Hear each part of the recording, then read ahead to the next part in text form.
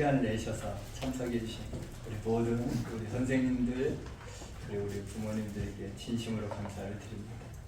오늘 우리에게 강의해 주실 우리 귀한 교수님은 총신대 대학교 기독교 교육학과 교수님이시고 또 교육연구소 연구 교수님으로 해주신 우리 귀한 교수님이신데, 제가 물어보니까 일산에서 총신대학교까지 다니신다고 하더라고요. 그래서 여기 지를 잘 알고 계시더라고요. 나오실 때 힘차게 박수로 부탁드립니다.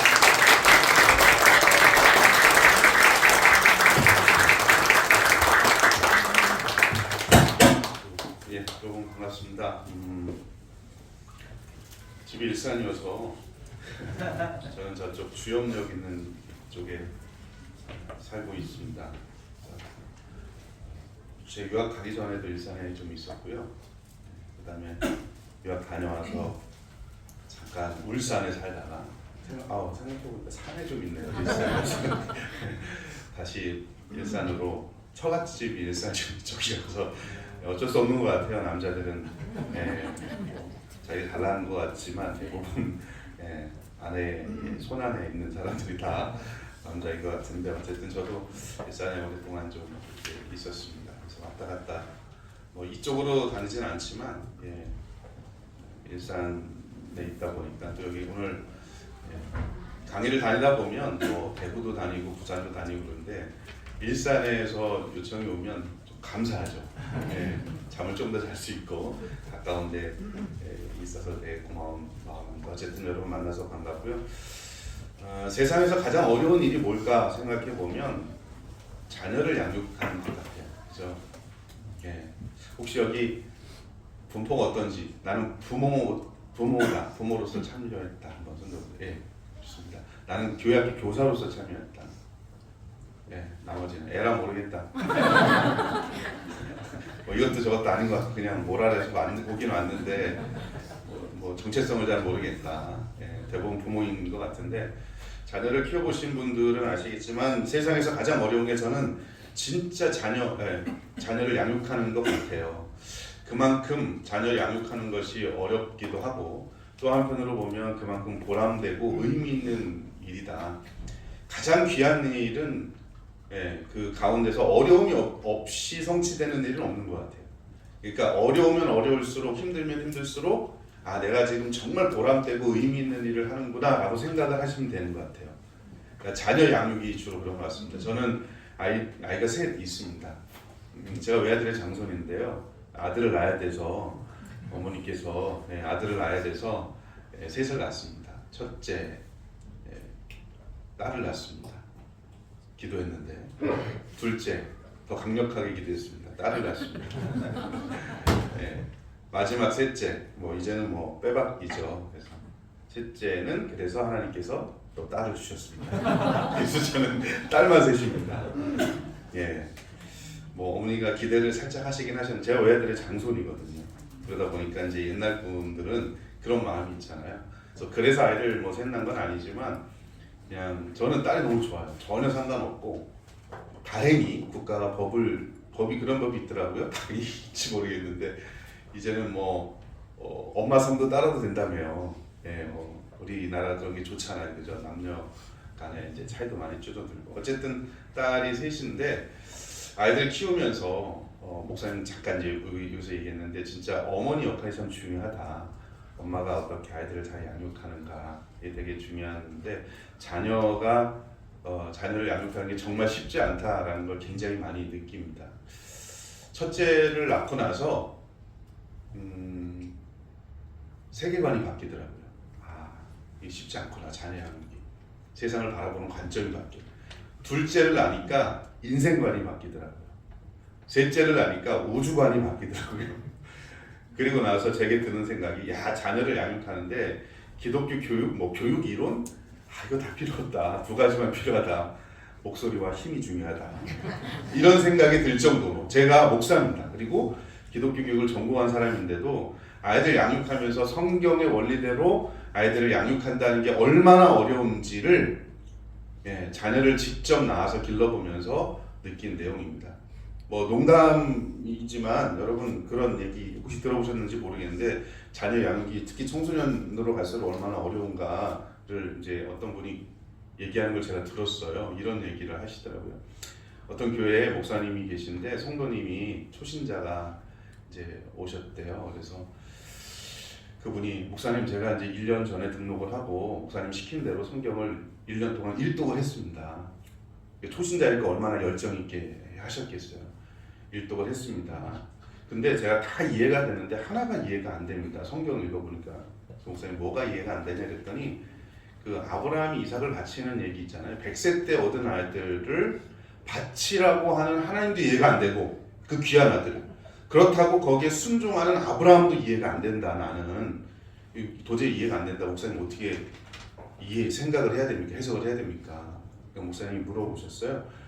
성도님 자녀가 지금 몇 살이에요? 그래서 5학년입니다. 그랬더니 한 2년만 3년만 기다리면 그 마음을 아실 거예요.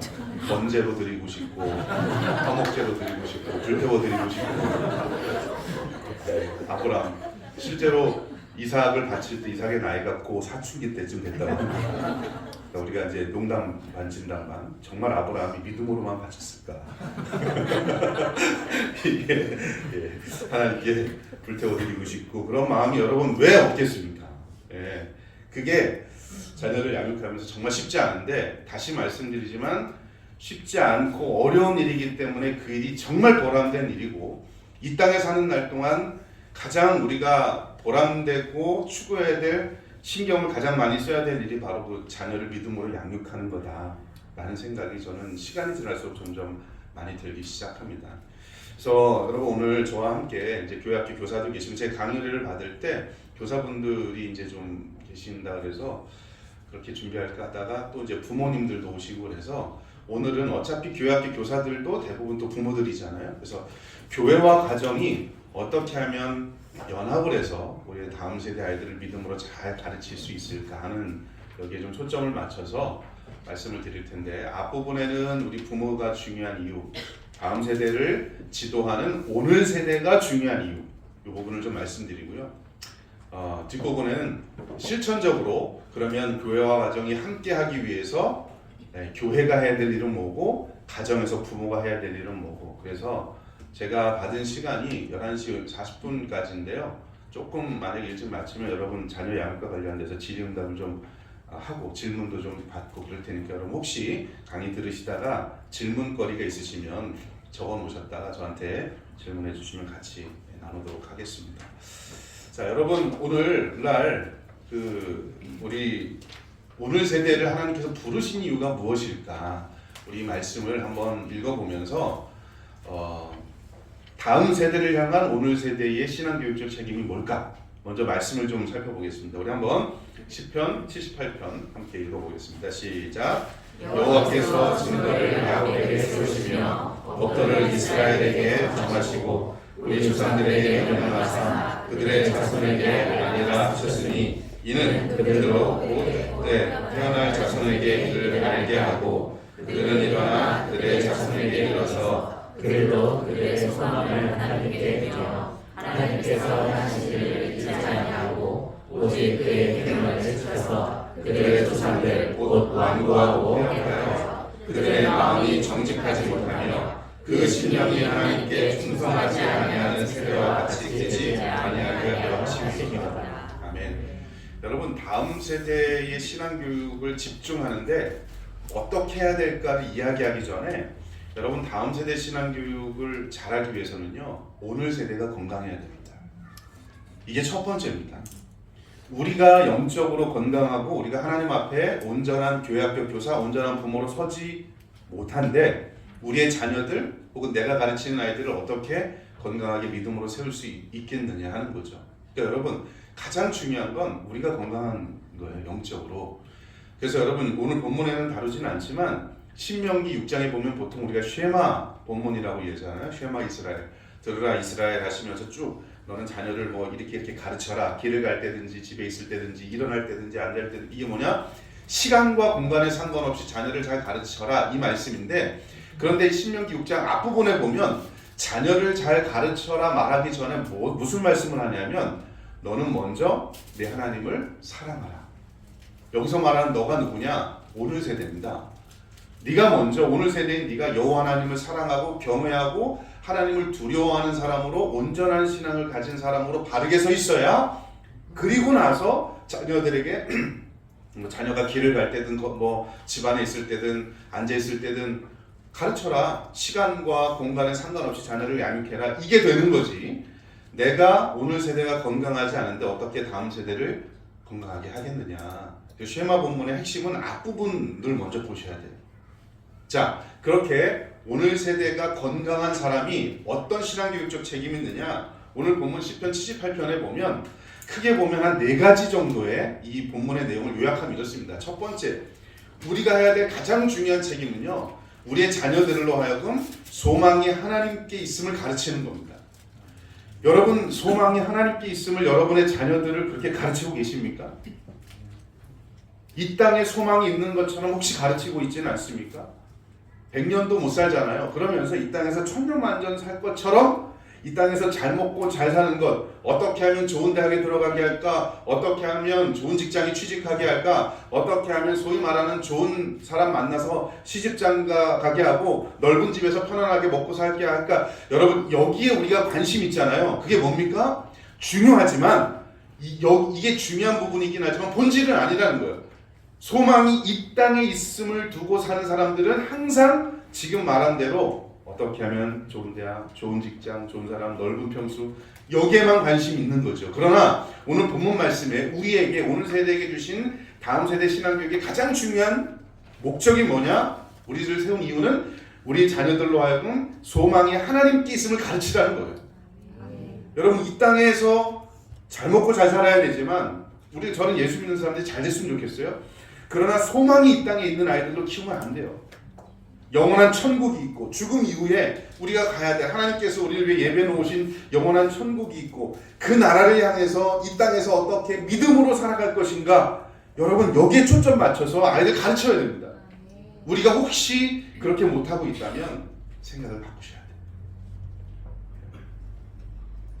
여러분, 소망이 하나님께 있음을 아이들에게 가르치고 계십니까? 그렇게 가르치기 위해서 두 번째 어떻게 해야 되느냐? 자, 소망이 하나님께 있음을 가르치기 위해서는요, 하나님이 행하신 일을 기억하도록 하는 겁니다. 내 삶에 하나님께서 어떻게 행하셨는지를 기억하도록 매일매일 가르쳐야 되겠죠. 여러분, 이스라엘 백성들을 구약 성경을 보면 구약 성경을 꿰뚫는 여러 단어가 있어요. 뭐 언약으로 꿰뚫을 수도 있고 하나님으로 꿰뚫을 수도 있고. 근데 여러분, 구약을 꿰뚫을 수 있는 중요한 단어 중에 하나가 또 기억이라는 겁니다. 하나님께서는요, 이스라엘 백성들에게 항상 기억하라고 말씀하세요. 어떤 일이 벌어지고 나면 너는 기억하라. 기억하라. 광야에 가서도 너는 애굽에서 종되었던 때를 기억하라. 예, 항상. 그리고 여러분, 홍해를 건너고서도 돌을 가지고 와서 쌓아놓고 너는 기억하라. 여기까지 인도하신 하나님은 기억하라.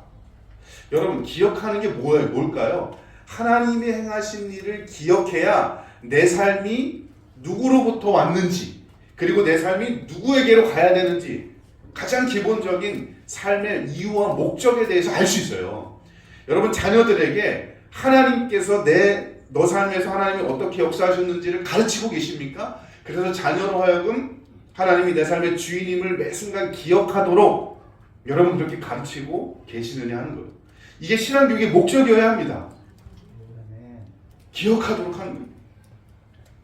하나님이 내 삶이 어떤 분인지를 기억하지 못하니까 방종하는 거죠. 망령되이 행하는 거죠. 내 삶의 주인임을 알지 못하니까, 기억하지 못하니까 내 마음대로 사는 거예요. 어떻게 해서든지 고등학교만 졸업하고 엄마 아빠 품을 떠나면 이제는 내 마음대로 살 거야. 여러분, 하나님께서 지금부터, 어렸을 때부터, 여러분, 이거는요, 조기 교육이 중요해요. 저는 여러분, 우리 부모들이요, 국어 조기 교육, 영어 조기 교육 많이 하지만 그것보다 훨씬 더 중요한 게 신앙의 조기 교육이에요. 어렸을 때부터 하나님이 내게 어떻게 하셨는지를 기억하도록 하는 것. 그래야 아이들이 성인이 돼서도 그 하나님을 기억해요. 그런데 여러분, 애들이 다 컸잖아요. 다 큰 다음에 신앙교육하면 정말 쉽지 않아요. 그래서 그 어느 영역보다 조기 교육이 필요한 게 저는 신앙의 영역이라고 생각해요. 어린 시절, 여러분, 비근한 예로요. 성경을 암송하는 거 어디까지 될 것 같아요? 어느 학년까지 될 것 같아요? 저도 현장에서 20년 넘게 사역을 한 사람입니다. 제가 경험상 여러분 해보시면 알 거예요. 유년부까지는 애들이 해요. 초등부부터 안 합니다. 그죠? 네. 유년부까지는 그래도 해. 초등부를 하지 말라는 소리가 아니라 애들 자체가 안 해요. 청소년은 더 안 합니다. 여러분 어리면 어릴수록 하나님 말씀을 가르쳐야 돼요. 그래야 어렸을 때 하나님 말씀을 기억하고 있어야 세상에 나가서 세계관의 충돌이 벌어질 때 하나님 말씀이 내가 암송했던 하나님 말씀 기억하고 있는 말씀이 있어야 그 세상의 가치관을 이길 수 있는 거지.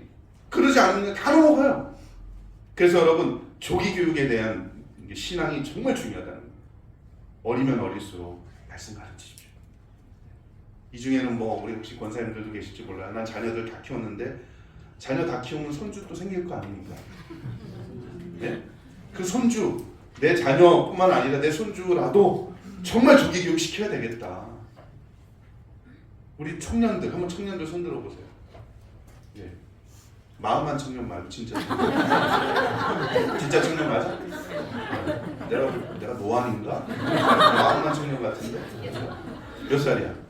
맞춰보세요.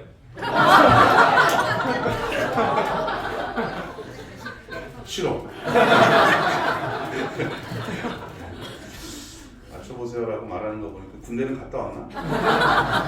세상을 아직 잘 몰라서 그래서. 네. 여러분 청년기부터 저는 청년들이 이 자리에 나오면 너무 귀해요. 왜냐하면 제가 여러분 저도 부모가 됐잖아요. 근데 부모됨의 교육을 받아본 적이 없어. 하다못해 운전을 하더라도 교육을 받고 운전을 하잖아요. 운전면허를 따야. 근데 여러분 그보다 훨씬 더 중요한 부모가 되는데 부모됨의 교육을 받아본 적이 없어. 여러분 부모들 중에 여러분 나는 자라면서 부모됨의 교육 한번 받아본 적 있다. 거의 없을걸요? 그리고 부모가 된 거예요. 그런데 여러분 그럼 늦는다니까요. 이따가 이제 부모 발달 단계를 잠깐 설명할 텐데요. 부모가 되고 나서 부모됨의 교육을 받으면 늦어. 그래서 저는 사실 이런 강의들은요. 뭐 가정 어떻게 이거는 제 빼고 이런 청년들이 들어야 돼요. 너 몇 살인데? 예. 저런 청년들이 들어야 정말 내가 부모로서 준비가 되어야 이렇게 자녀가 임신을 했을 때는 이렇게 키워야 되는구나. 태어났을 때는 어렸을 때는 이렇게 하는 말씀으로 가르쳐야 되는구나. 청소년기 때 이렇게 해야 되는. 근데 대부분 청소년 둔 부모들이 자녀를 키우다 안 되니까 이런 강의를 들어. 그럼 늦어요. 제가 그랬다니까요. 그러니까 지금 청년들 제 빼고 이런 청년들이 정말 귀한 청년들이야. 예. 이런 청년들이 이런 정말 하나님이 제가 드리는 말씀인 거예요. 자녀가 없을 때 자녀가 생기면 조기 교육 시켜야 되겠구나 이런 개념이 있어야 어렸을 때부터 내 자녀를 믿음으로 양육할 수 있다는 거예요. 시간이 지나면 한 살 한 살 자녀가 연세가 들으실수록 자녀를 양육하기 진짜 어렵습니다. 제가 이따도 말씀드리겠지만 여러분 가정 예배 청소년 둔 자녀를 둔 가정에서 가정 예배를 드릴 때 처음 시작한다. 쉬우세요? 어려워요. 근데 여러분 유치부 때부터 우리는 애와 함께 가정 예배를 드려왔다. 청소년이 돼도 어렵지 않아요. 그만큼 조기 교육이 중요한 거예요. 예. 그렇다고 여러분 자꾸 늦었다고 생각하지 마세요. 방법들은 또 가르쳐 드릴 테니까. 어쨌든 신앙교육의 목적은요. 하나님이 행하신 일을 기억하도록 하는 겁니다. 그거 하기 위해서 소망을 하나님께 두기 위해서 하나님의 행하신 일을 기억하게 하고 하나님의 행하신 일을 기억하게 하려면 하나님의 계명을 지키는 자녀로 매일매일 가르치셔야 돼요. 어떻게 하나님의 계명을 지키며 살아갈 것인가? 그럼 여러분 주일날 1시간 가지고 될까요? 교회에 그냥 자녀만 보내서 될까요? 여러분 일주일이 168시간입니다. 그런데 아이들이 일주일 동안 교회에서 보낸 시간이 교회에서 신앙교육으로 보낸 시간이 몇 시간인지 아십니까? 겨우 88분이에요. 지난 2017년도에 우리 교단에서 조사한 내용이 있습니다. 아이들이 일주일 동안 어디서 많은 시간을 보내는가? 대부분 교회에서 신앙 시간으로 보내는데 88분이에요.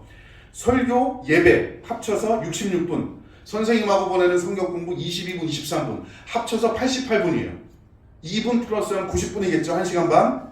우리가 마음이 넓으니까 왔다 갔다 하는 시간 30분까지 치더라도 2시간이에요. 일주일이 168시간인데 그 중에 166시간은 가정에서 아무것도 안 하고 교회에서 2시간 보내서 우리 아이들 신앙이 좋아지게 한다? 아이들이 계명을 지키는 아이들로 자라게 한다? 어불성설이죠. 그러니까 여러분, 교회를 자녀를 교회에 보낸 것으로 모든 것이 다 된다라고 착각하시면 안 돼요. 교회학교 교사에게 모든 짐을 다 떠넘기면 안 된다는 얘기입니다.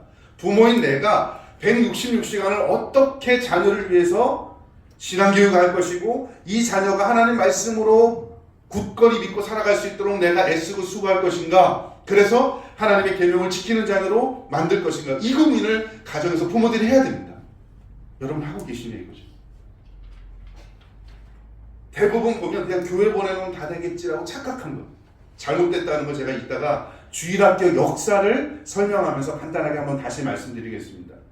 자, 여러분, 소망이 하나님께 있고요, 하나님의 행하신 일을 기억하고 그리고 하나님의 계명을 지키는 자로 살면 궁극적으로 우리의 자녀들이 어떤 아이들로 되냐? 세상을 거스르고 거룩한 세대로 살아가게 됩니다. 이 말이 여러분 이 본문에 나오는 내용 4가지 다예요. 여러분, 세상을 거스르고 살아갈 수 있는 아이들로 기르는 것, 이게 우리의 목적이에요. 자녀 교육의 목적.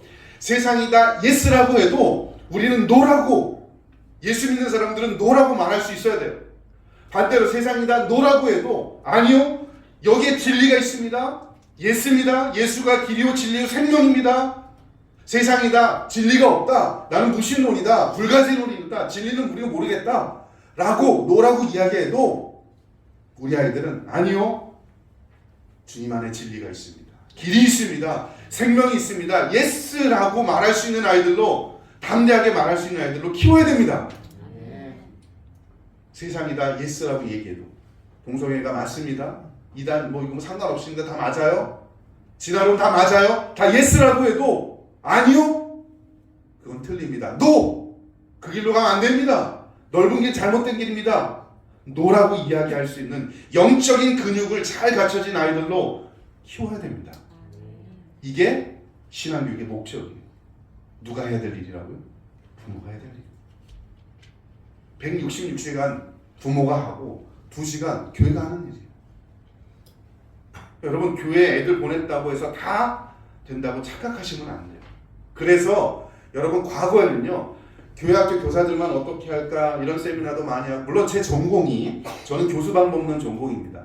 성경 공부 인도할 때 아이들 어떤 방식으로 가르쳐야 잘 배울까, 여기 전공이긴 합니다, 제 전공이. 그런데 여러분, 하면 할수록 기승전 부모라는 사실이 자꾸 저는 확실해져요. 네.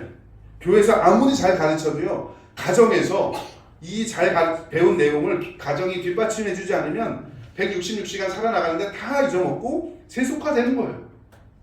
교회에서는 진리를 배웠는데 집에서는 엄마 아빠의 삶을 보면 세속화돼 있어. 다 그렇게 가는 거예요. 여러분, 그거를 극복할 수 있는 건, 그래서 교회와 가정이 함께 뭔가를 해야 된다는 거죠. 자, 여러분, 다음 세대 신앙교육의 중요성 을 우리가 이해를 할 때, 자, 이제 성경 본문을 가지고 우리가 살펴봤는데요. 다음 세대 신앙교육이 왜 중요할까? 특별히 코로나 이후에, 지금 여러분 우리가 이제 코로나를 지나고 나서 왜 이게 더 중요한가? 신앙교육의 패러다임과 방향성을 2가지를 잘 보셔야 돼요. 여러분, 코로나19가 터지면서 모든 사람들이 다 불편해했잖아요. 여러분, 코로나19가 있었으면 좋겠다 원했던 사람 누가 있어요? 아무도 없죠.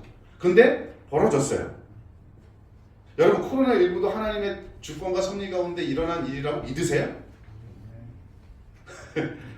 혹시 여러분 삶에 교통사고가 나거나 내 질병이 걸렸어, 이것도 하나님의 섭리 가운데 일어난 일이라고 믿으시나요? 믿고 싶지 않지만 사실 믿어야 돼요. 왜요?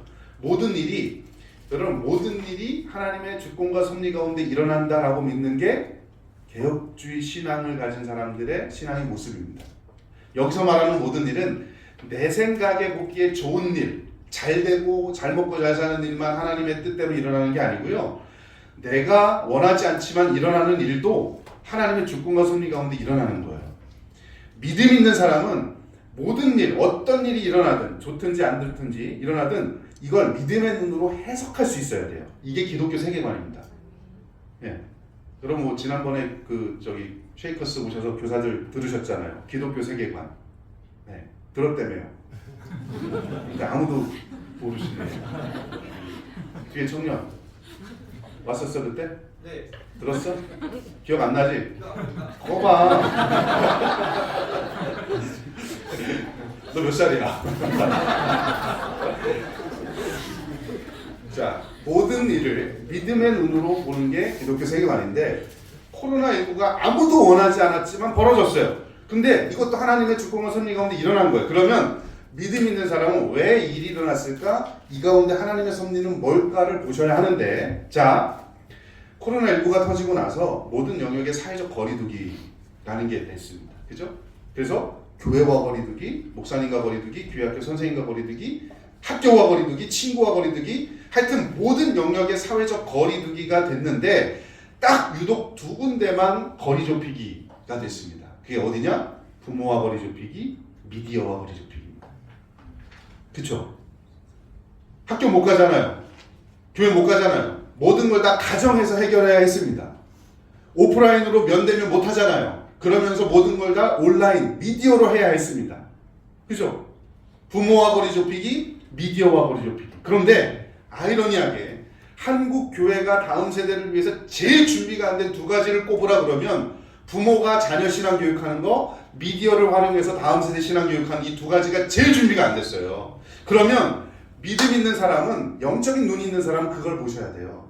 코로나19를 통해서 그동안 한국 교회가 교회 중심, 교회학교 교사 중심, 교회학교 보내면 다 되겠다라고 생각하는 그거가 아니라는 걸 2년 동안, 코로나 강력하게 있었던 2년 동안에 아니야, 부모가 중요해 라고 하는 걸 깨닫게 해주셨고, 야, 얼굴 만나서 얼굴 보고서 교육하는 거, 면대면 교육하는 거 중요하지만 이제 다음 세대 아이들 4차 산업혁명 일어나고 미디어 네이티브, 요즘 아이들 여러분 미디어 네이티브라고 그래요. 미디어가 없으면 안 되는 이 아이들, 이제 교회 오면 미디어 쓰지 말라고만 이야기해야 될 게 아니라 어떻게 하면 미디어를 활용해서 다음 세대 아이들 가르칠까 이제 고민해야 돼 라고 하는 걸 2년 동안 잠시 멈춰서서 니네 생각해야 돼 라고 주님께서 기간을 주신 거예요. 영적인 눈이 있는 사람은 그걸 깨달아야 돼요. 그리고 교회가 그걸 깨달은 교회들은 방향성을, 그러면 교회와 가정이 이제는 연계해야 되겠구나. 주일날 교회 오면 얼굴 보지만 주중에 애들 못 만나잖아요. 그러면 미디어를 활용해서 주중 아이들 신앙교육 해야 되겠구나. 이 두 가지를 잘 잡는 교회와 그렇지 않은 교회가 향후 10년 동안 이 교회 다음 세대가 부흥하느냐 안 부흥하느냐에 저는 결정 지을 거라 생각합니다. 여러분 요즘 아이들을 위해서 미디어 쓰시나요? 교회 오면 말씀드린 대로 일단 미디어 쓰지 마부터 시작을 해요. 물론 예배 때는 쓰면 안 됩니다. 핸드폰 하면 안 되잖아요. 근데 성경 공부 때나 아니면 성경 공부 이후에 주중에 아이들하고 뭔가를 할 때는 반드시 미디어를 쓰셔야 돼요. 근데 우리는 그거조차 안 하잖아요. 말씀드린 대로 지금 애들은 미디어 네이티브들입니다. 원주민들이에요. 여러분들은 미디어 이주민들이에요. 이미그런트. 그죠? 이사 온 사람들. 그래서 우리는 이 미디어가 없어도 살아요. 핸드폰 없어도 살 수 있잖아요. 네. 근데 요즘 아이들은 미디어 없으면 못 살아요. 왜냐하면 미디어 왜 원주민들이라고 그러냐면 태어나올 때부터 미디어를 갖고 태어나온 애들이에요. 태어나오는데 병원에서 태어나올 때 여러분 어때요? 자기가 태어나는 모습을 모니터로 보면서 눈을 떴는데 어우 잘생긴 놈 하나 나오네? 보면서 나오잖아요. 그죠? 여러분 그러셨어요? 여러분 병원에서 태어날 때 그렇게 뭐 미디어 보면서 태어났나요? 그때는 별로 없었을걸요? 심지어 저는 병원에서 태어나지 않았고 집에서 태어났어요. 저희 외할머니가 저를 받았어요. 속으로 저 사람 나이가 얼만데. 근데 저는 시골에 살았어요. 그래서 병원도 없었고 그래서 집에서 태어났고 저희 외할머니가 받았거든요. 저희는 그냥 고등학교 때 중학교 고등학교 자라면서 뭐 TV도 제가 TV도 초등학교 고학년 때 저희 집에 하나 들어왔던 거. 동네에 하나 있었고 전화도 없어갖고 이게 돌리는 전화 있잖아요. 네. 군대 가면 이런 거 있어요. 군대 갔다 왔니? 어? 갔다 왔습니다. 이런 거 있어 거기? 있습니다. 어? 무전 있습니다. 무전기, 그지? 거기 누르고 그러지. 이게 돌리는 거 있어요? 없어요. 없지. 군대도 이런 거 안 쓴다니까. 근데 이런 걸 썼어요. 그런 시골에서 자랐죠. 그러니까 우리는 너무 시골이고 뭐 미디어가 없어도 살았는데 요즘 애들은 미디어 없으면 못 살잖아요. 그러니까 애들한테 여러분 예배 때는 미디어 사용을 금지해야 되지만 성경 공부나 주중에 어떻게 이 아이들하고 연계할 것인가, 교회와 가정을 연계할 때 미디어가 없으면 안 됩니다. 왜냐면 선생님들 애들 주중에 만날 수 있어요? 못 만나요. 네, 선생님들도 다 직장 있고 또 학생들 공부해야 되고 못 만납니다. 그럼 미디어가 제일 중요한 수단인데 한국 교회는요 그거 생각 안 했어요. 근데 코로나가 그걸 알려준 거야. 야, 미디어가 정말 중요한 수단이다. 또 하나, 고전에 미디어 여러분 요즘은 핸드폰이지만 지금은요 또 요즘은 미디어 네이티브라고도 하나고요. 요즘은 뭐라고 부르냐면 AI 네이티브라고 불러요. 인공지능 네이티브. 저도 오늘 오면서도 라디오 듣고 왔는데 여러분 인공지능을 활용해서 얼마나 많이 세상이 지금 애들이 쓰고 있고 변화되고 있습니까? 그렇죠? 챗GPT부터 시작해서 구글의 바드라든지 그 다음에 뭐 기타 등등 뭐 여러 가지 인공지능이 엄청 많이 지금은 여러분 뭐 사람 요런 사람 피부와 거의 비슷한 그죠? 이것도 만들 수 있잖아요. 인형도. 그리고 아직까지는 로봇이 뭐 이렇게 분절돼서 막 움직이잖아요. 이렇게 막. 근데 시간이 지나면 이런 것도 아주 자연스럽게 사람처럼 움직일 거고 피부도 사람하고 거의 비슷한 재질로 만들어질 거고 거기에 인공지능 브레인을 탑재하면 아마 이런 날이 올 거예요.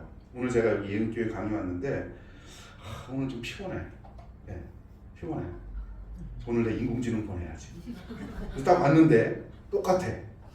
이 사람이 진짜 사람 함영주인지 인공지능 함영주 슬래시 뭐 다신지 몰라. 어쩌면 그런 날이 올 거예요. 여러분 그런 시대에 아이들이 살고 있어요.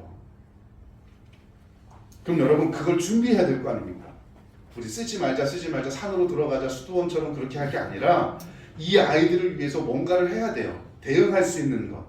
저는 요즘에 뭐 여담이지만 지금 로봇을 활용한 신앙교육을 위한 교육과정을 설계하고 있습니다. 로봇 회사와 같이 로봇 회사 중에 기업 CEO 중에 한 분이 크리스찬이 계세요. 그래서 그분하고 같이 저희 교육과정 지금 만들고 그분은 로봇 이미 상용화해서 뭐 초등학교, 중학교에 지금 하고 있는 분인데 이걸 기독교 교육과정으로 저희들이 만들었어요. 그래서 아마 내년쯤에는 좀 로봇을 활용해서도 해볼 수 있지 않을까. 저는 이제 그런 고민을 해요. 방법론이 전공이다 보니까 그만큼 여러분 세상은 앞서가요. 우리 아이들 거기에 그 쓰지 말라고만 할 게 아니라 문화는 호흡이에요. 호흡. 공기와 같아서 쓰지 않을 수 없어요. 그러면 어떻게 쓰게 하느냐의 문제인 거죠. 그래서 여러분 미디어를 잘 활용해야 되고 첫 번째가 부모의 역할이라는 거예요. 부모. 예. 부모와 거리 좁히기. 그런데 여러분 코로나 있으면서 지나면서 교회 못 올 때 가정 예배 드리십시오. 가정에서 이런 신앙교육 하십시오라고 말은 많이 했지만 실제로 그렇게 가정에서 신앙교육을 자녀를 위해서 했던 부모가 과연 얼마나 될까 생각해보면 거의 없을 겁니다. 쉽지 않아요. 왜냐하면 부모가 자녀를 어떻게 양육해야 될지 신앙교육 역량 개발해 본 적이 한 번도 없어요. 그러니까 여러분 우리 교회 교사들 계시고 또 부모들 계시지만 이제는 교회와 가정이 정말 연계하지 않으면 안 되는 상황이 돼버렸습니다. 그렇게 갈 거예요. 네, 코로나19가 그걸 보여줬습니다. 자, 여러분 여기 보시면 왜 부모가 중요하고 왜 교사가 중요한가? 제가 교사가 이제 부모와 거리 좁히기 말씀드리면서 자 왼쪽을 보시면 아이들이요 복음 신앙을 시작한 시기가 언제인지에 대한 통계 자료입니다. 여러분 우리나라 통계인데요. 여기 보시면 청소년기 이전에 조금 넓게 보더라도 청년기 이전에 예수 믿고 구원받아서 지금 성인이 돼서 지금도 교회 다니는 사람의 비율이 몇 프로냐? 87.2%입니다. 뒤집어 이야기하면 요 조금 더 과장하면 90% 가까이가 청소년기 이전에 혹은 청년기 이전에 교회 다니기 시작한 아이들이 성인이 돼서도 교회 다닌다는 겁니다. 반대로 이야기하면 성인이 돼서 교회를 다니는 사람은 10%밖에 안 된다는 소리입니다. 그럼 여러분 90% 가까이가 청소년기 혹은 청년기 이전인데 청소년기, 청년기 이전이 주로 어떤 시기냐? 부모 품 안에 있을 시기입니다. 부모와 어떤 신앙적 상호작용을 하느냐에 따라서 자녀가 성인이 돼서 교회를 다니고 안 다니고가 결정된다는 거예요. 지금 여러분 자녀가 여러분의 품 안에 있을 때 내가 어떻게 내 자녀를 위해서 신앙교육을 어떻게 철저하게 하고 그래서 믿음의 세대로 키웠느냐 안 키웠느냐가 여러분의 자녀가 세상에 나가서 청년이 되고 직장생활하면서 교회를 다닐지 안 다닐지를 결정한다는 겁니다. 그래서 부모가 중요한 거예요. 그래서 교회에서는 주일학교를 담당하고 있는 교회학교 교사가 중요한 겁니다. 여러분에게 90%의 가능성을 맡겨주셨어요. 여러분 이래도 내 자녀 신앙교육 가정에서 안 시키실 겁니까? 여러분이 믿고 있는 이 복음, 예수 그리스도, 진리, 말씀, 이게 내 자녀에게도 그대로 이어지는 거 우리 꿈 아닌가요? 우리가 평생 사는 날 동안 여러분 우리가 가장 최종적인 목표로 될 게 그거 아닌가요? 그거잖아요. 그걸 위해서 내 자녀가 품에 있을 때 어떻게 하면 내 자녀를 믿음으로 양육할까? 여러분 이게 중요한 거예요. 하나님이 여러분들에게 90%의 가능성을 맡겨주셨습니다. 진짜 지금 놓치면 돌아오기 쉽지 않아요. 10%입니다. 10%. 여러분 한번 손들어. 나는 청년기 지나서 결혼하고 성인이 다 되고 결혼하고 나서 교회 다니기 시작했다면 손들어 보세요. 몇 분이나 되나? 하나, 둘, 셋, 넷, 다섯. 예, 여기는 한 15% 정도 되는 것 같아. 이상한 교회야. 예. 여기는 그 말은 뭐냐? 성인 정도 정말 잘한다는 거예요. 열심히 하신다는 겁니다. 근데 대부분 보면 한국 교회 요 정도밖에 안 돼요. 예. 10%? 많아야 15%? 여러분 그렇게 성인 전도에 정말 많은 에너지와 돈과 시간을 투자해도 10%는 남짓이에요. 그런데 90%는 자녀가 내 품 안에 있을 때, 주일학교 다닐 때, 고등학교 졸업하기 전에 어떻게 내 자녀를 믿음으로 양육하느냐, 이게 결정적인 변수라는 거예요. 오른쪽을 보십시오. 교회 나오는 애들한테 물었습니다. 야, 엄마 아빠 중에 교회 나오는 사람 손 들어봐 했더니 엄마든 아빠든 엄마 아빠 둘 중 아무나 한 사람이라도 교회를 나오는 집에서 나오는 애들이 85%입니다. 청소년들 중에는 여러분 부모님이 안 나오는데 나오는 애들이 종종 있어요. 친구 따라 강남 가는 시기이기 때문에. 그죠? 그래서 85%예요. 그래도 여러분 부모님이 교회 나오니까 교회 나오는 애들이 85%예요. 네. 그만큼 중요하다는 말입니다. 여러분 품 안에 있을 때 여러분의 역할 정말 목숨을 다해서 그 어떤 것보다 자녀를 위해서 신앙교육을 제대로 해야 된다라고 하는 걸 이 통계가 보여주는 겁니다. 제가 이 자료를 찾으면서 느낀 점이 하나 있습니다. 여러분 청년이 되면 사람들이 대부분 또 교회를 안 나오잖아요. 교회 다니는 사람들도 청년이 되면 안 나오는 경우가 종종 있는데 청년이 돼서도 교회를 나오는 상위 25%를 조사를 해봤어요. 그랬더니 5가지 중요한 특징이 있었습니다. 첫째, 가족이 일주일에 5번 정도 저녁 식사를 함께 한다. 굳이 이건 미국의 통계이기 때문에 굳이 저녁이 아니라도 우리나라 뭐 아침, 점심, 저녁이든지 간식 빼고 자, 예. 가족이 일주일에 5번 정도 식사를 한다. 대화한다는 얘기입니다.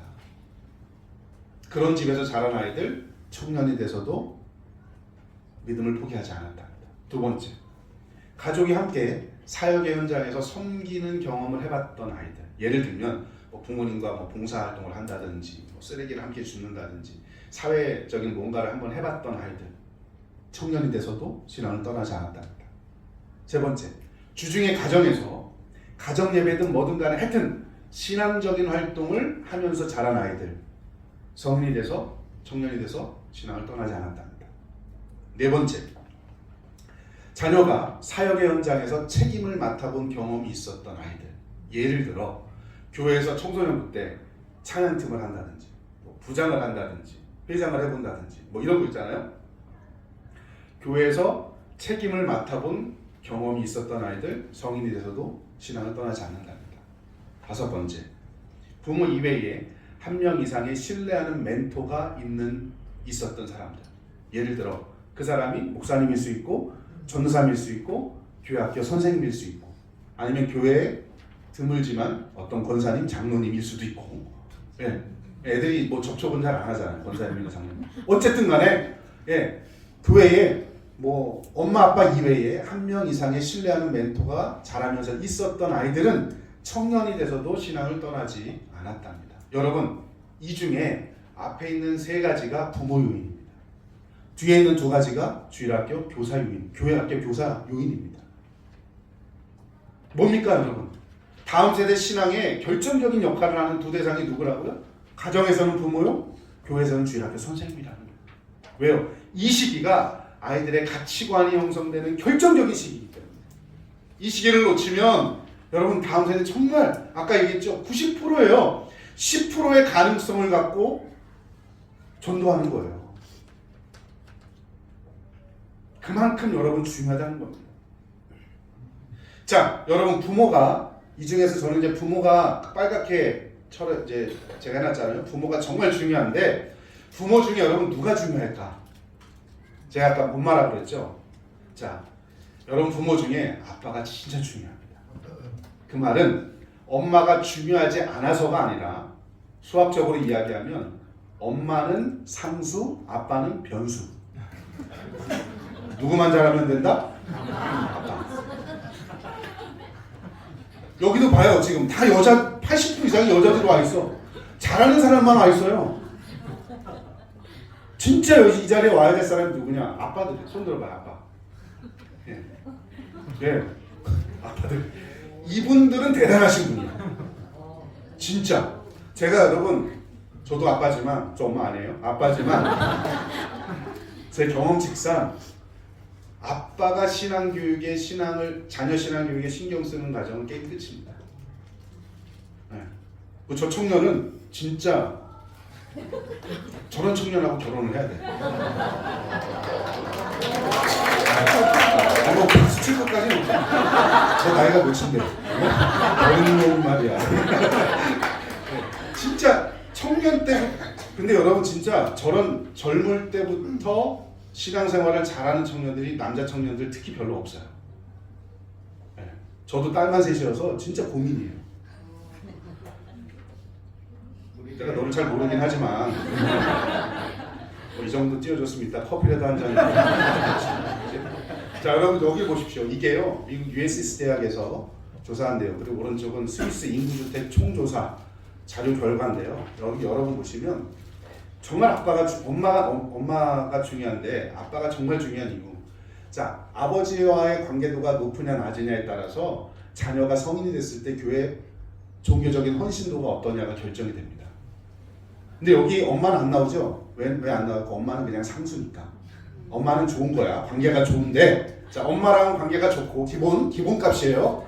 자, 아빠랑도 좋아. 높아. 그러면 자녀가 성인이 됐을 때 종교적 헌신도가 56%야. 근데 아빠와 관계도가 낮았다. 36%로 뚝 떨어집니다. 자, 여러분 오른쪽에 보시면 부모가 교회를 출석을 해요. 자, 그런데 엄마는 상수예요. 자, 엄마는 다니고 아빠가 안 다녀. 그러면 성인된 자녀가 교회 출석하는 비율이 39%입니다. 엄마는 잘 다니는데 아빠가 불규칙적이라도 교회 다녀요. 62%입니다. 엄마도 잘 다니고 아빠도 잘 다닌다. 74%가 자녀가 성인 돼서도 교회를 출석하는 비율이랍니다. 여기도 보시면 부모가 그렇게 중요한데 그 중에 누가 중요하다? 아빠가 잘하면 된다. 남자만 잘하면 돼요. 엄마들은 다 고개를 끄덕이고 근데 여기 오신 남자들은 다시 얘기지만 진짜 훌륭하신 분들만 나온 거예요. 관심 있는 분들. 예. 왜 나왔는지 모르겠어요. 나오면 100만 원 준다고 해서 나왔을 수도 있고. 근데 여러분 진짜 그래서 자녀 양육은요 엄마 아빠가 같이 해야 돼요. 아빠가 제가 맨 나중에 보여드리겠지만 아빠는요 기준을 보여주는 사람입니다. 방향성과 기준을 보여줘야 돼요. 엄마는 정서적으로 신앙 정서적으로 함께 기도해주고 함께 물어주고 이게 엄마의 역할이에요. 그걸 같이 해야 돼. 근데 한국에서는요 방향성을 안 보여주니까 네. 어디로 갈지 모르는 거예요. 그러니까 세상에 나가면 세계관의 충돌이 일어날 때 다 방향을 세상으로 돌려요. 이게 아버지의 역할입니다. 자, 그렇게 중요한데 여러분 그렇게 중요한데 가정에서 신앙교육 역량의 헌신이 어떠느냐? 코로나 오기 전의 모습인데요. 여러분 코로나 온 이후에도 제가 조사를 해봤는데 비슷해요. 네. 코로나 오기 전에 가정에서 뭐라도 합니다. 40% 정도밖에 안 됩니다. 아무것도 안 합니다. 60%예요. 3분의 1은 아무것도 안 한다는 얘기입니다. 그런데 여러분 자 오른쪽에 보시면 부모가 이게 5점 만점에서 내가 다음 세대 신앙교육 우리 자녀 신앙의 주체입니다라고 부모가 인식은 해요. 이렇게 예, 그죠? 뭐 예를 들어서 자녀 신앙이 중요하다 4.46점, 내가 자녀 신앙 교육의 주체이다 3.9, 거의 4점. 그런데 가정 예배 드리십니까? 2.74. 예. 가장 기본적이고 가장 중요한 가정 예배 가정에서 안 한다는 거예요. 내가 자녀 신앙 교육의 주체라는 사실은 알고는 있어도 뭔가 액션을 취하면서 아무것도 하지 않는 게 지금 오늘날 우리가 보는 현실이라는 겁니다. 네. 여러분 어떤지 모르겠어요. 코로나 이후에도 요 통계 수치는요 크게 차이가 없어요. 우리 교단 어떤 자료는요 더 낮아졌어요. 부모가 뭐라도 합니까? 40%도 아니고요 20몇 프로로 뚝뚝 떨어집니다. 그만큼 여러분 가정에서 부모가 신앙교육을 자녀를 위해서 아무것도 안 한다는 걸 보여주는 거예요. 자, 그런데 여러분 이 자료를, 이 그림을 보시면 얼마나 여러분 부모가 중요한지를 아실 거예요. 여기 보시면 동그라미가 3개 나옵니다. 하나, 둘, 3개인데 자 여러분 각각 동그라미가 사람의 인격이에요. 사람입니다. 자, 여기 사람인데 예수를 처음 믿거나 지금 동그라미가 3개 있죠. 예수를 처음 믿거나 아니면 어른이어도 성인이어도 처음 예수를 믿거나 아니면 애들이어서 아직 신앙생활을 오래 하지 않은 저학년 애들이거나 그러면 아이들의 인격의 상태가 어느 정도냐 맨 밑에 있는 것처럼 됩니다. 여러분 사람을 일컬어서 전인격적 존재라고 하는데 그 전인격이 뭐냐? 지, 정, 의를 말하는 거예요. 하나님에 대해서 아는 것, 아는 대로 열정, 느끼는 것, 정, 의지, 어떻게 살아갈 것인가 하는 행동. 여러분 이 3가지가 통합이 돼야 예수 믿는 사람이라고 하는 거예요. 하나님에 대해서 아는 사람은 아는 대로 느껴야 되고 느끼는 사람은 손과 발을 움직여서 행동할 수 있는 사람이어야 진짜 성숙한 그리스도인인 거예요. 저 맨 위에 있는 것처럼. 그런데 예수를 성인이어도 처음 믿거나 아니면 우리 아이들처럼 아직 신앙 성숙하지 않은 아이들은 저렇게 맨 밑에 있는 아이처럼 지정의가 통합이 안 돼 있어요. 하나님에 대해서 내가 알긴 알지만 아는 대로 느끼지를 못해요. 열정 생기는 게 아니잖아요. 조금 열정이 있어도 수련회 때 가서 기도하고 막 해서 눈물 찔끔 흘리고 열정이 생겨도 집에 오면 행동은 똑같아요. 미성숙하니까. 그죠? 그게 저 조단계입니다. 지정의가 통합이 안 돼요. 그런데 신앙생활을 좀 오래 하다가 그리고 가정에서 신앙생활하고 교회에서 신앙생활 열심히 하다 보면 중간 단계로 올라갑니다. 그래서 이렇게 지정의가 100% 겹치진 않지만 이만큼 겹치는 부분이 있어요. 이게 신앙의 본질입니다. 네. 내가 아는 만큼 느끼진 않아도 그래도 알기 때문에 열정이 이만큼은 있어. 열정이 느낀 만큼 다 살아내진 않아도 손과 발을 움직여서 그래도 조금이라도 살려고 애를 써요. 저게 체계적인 신앙, 저 정도의 수준에 있는 수준이 되는 겁니다. 그러다가 신앙교육을 더 잘 받으면 맨 위에 있는 사람처럼 지정의가 100%는 아니어도 상당 부분 통합된 저런 아이가 됩니다. 하나님에 대해서 알아요. 배웠어요. 뭐 하려고 열정이 생겨요. 생긴 대로 또 다는 아니어도 실천하려고 애쓰고 수고하고 노력하게 되죠. 우리 신앙교육의 목표는 저런 전인격적인 아이들로 키우는 건데 여러분 성경적 개념으로 저렇게 맨 위에 있는 확신적인 신앙을 가진 아이를 이끌어서 뭐라고 부르냐면 성경에서는요 성령 충만한 사람이라고 부릅니다. 여러분 성령 충만한 게 무슨 성경책 옆에 끼고 할렐루야 외치는 이게 성령 충만한 게 아니에요. 기도원 가서 기도 많이 한다고 성령 충만한 게 아닙니다. 성경적 의미의 성령 충만은 하나님에 대해서 아는 대로 느끼고 느끼는 대로 살아내는 사람이 성령 충만한 사람이요 교육학에서는 전인격적인 인간이라고 이야기하는 거예요. 우리 신앙교육의 목적이 저래야 돼요. 근데 여러분 재밌는 건 뭐냐면 우리가 신앙을 배우다 보면 신앙생활 하다 보면 이렇게 올라가기도 하지만 또 살다 보면 이게 또 내려오기도 해요. 내가 성령 충만했다가 어떤 때는 이렇게 가기도 하고 어떤 때는 뭐 불신자보다 못한 뭐 믿음이 약해지기도 하고 그래서 그거를 신학에서는 성화라고 불러요. 성화. 여러분 우리가 예수를 믿게 되는 건 칭입니다. 이거는 의롭다 칭함받는 건 우리의 노력이 없어요. 우리가 할 수 있는 게 아무것도 없어요. 그냥 성령께서 하나님께서 너는 죄인이지만 넌 의로워. 내가 의롭다라고 인정한 거야. 믿음이 그거잖아요. 믿음이 생긴 거예요. 이건 우리가 할 수 있는 게 없어요. 그런데 성화의 과정, 이게 우리가 살아가는 삶입니다. 태어나서 죽을 때까지. 근데 이게 왔다 갔다. 네. 여러분 중에는 지금 요 단계에 있는 사람도 있지만 요 단계에 있는 사람도 있고 요 단계에 있는 사람도 있어요. 그런데 흥미로운 것은 2단계 있다고 영원히 2단계 있는 게 아니에요. 내려가게 뭐 여기다가 올라가게. 자, 그래서 이렇게 내가 조금 더 성숙한 성령 충만한 사람으로 살기 위해서 필요한 게 뭐냐? 교육이 필요한 거예요. 신앙 교육이 필요한 거죠. 만약에 설교 한번 듣고 우리가 저런 사람이 될 수 있다면 네, 주일날 그냥 주일날 낮예배 한번 일주일에 한번 낮예배 드리고 땡이에요. 근데 여러분 왜 수요 예배도 드리고 금요일날도 모이고 새벽 예배도 왜 드려요? 왜 새벽기도 총진군 왜 하세요? 한 번 설교 들어서 될 일이 아니거든요.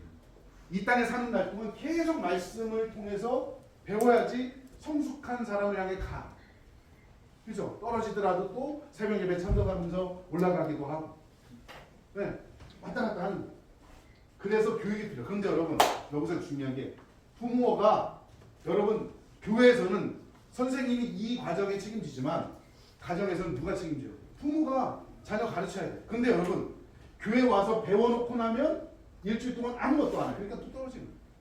교회 와서 또 배워놓고 나면 일주일 동안 가정에서 아무것도 안 해요. 또 떨어지는 거예요. 그러니까 맨날 유아기적 신앙, 성인이 돼도 유아기적 신앙을 가질 수밖에 없는 이유가 주일날 2시간만 성경 배우고 삶에서 아무것도 안 하니까. 그러니까 여러분 저렇게 성숙한 신앙, 성령 충만한 신앙인이 되기 어려운 거예요. 만약에 여러분 주변에 여러분 아이들 나는 가정에서 신앙교육 안 시켰는데 저런 아이가 있다. 이상한 아이입니다. 네, 이상한 아이. 인공지능이나 그렇지. 예, 지가 알아서 뭐 이렇게. 예. 저럴 수가 없어요. 가정에서 신앙교육이 그래서 중요한 겁니다. 그리고 더 중요한 건 그 신앙을 교육하는 부모의 가치관, 세계관, 신앙이 중요해요. 왜요? 여러분 부모가 요 수준인데 자녀가 이 수준으로 갈 수가 없어요. 부모가 요 수준인데 자녀가 요 수준으로 갈 수가 없어요. 제가 목사인데 여러분 제가 목사로서 제가 요 수준인데 여러분이 이 수준으로 갈 수 없습니다. 그래서 교회에 그런 말이 있어요. 한 교회 성도들의 영성은 목사님의 영성을 뛰어넘을 수 없다. 저는 맞아요. 가정도 똑같습니다. 자녀들의 영성은요 부모의 영성을 뛰어넘을 수 없어요. 내가 믿음과 신앙과 삶이 이 정도는 돼야 여기까지는 아니더라도 요만큼까지 올 수 있는 거죠. 그래서 여러분의 믿음과 신앙과 삶이 중요합니다. 그것 때문에 이 자리에 나오신 거 아닌가요? 여러분 확신적인 신앙 여러분도 갖고 여러분 자녀들도 잘 가르쳤으면 좋겠어요.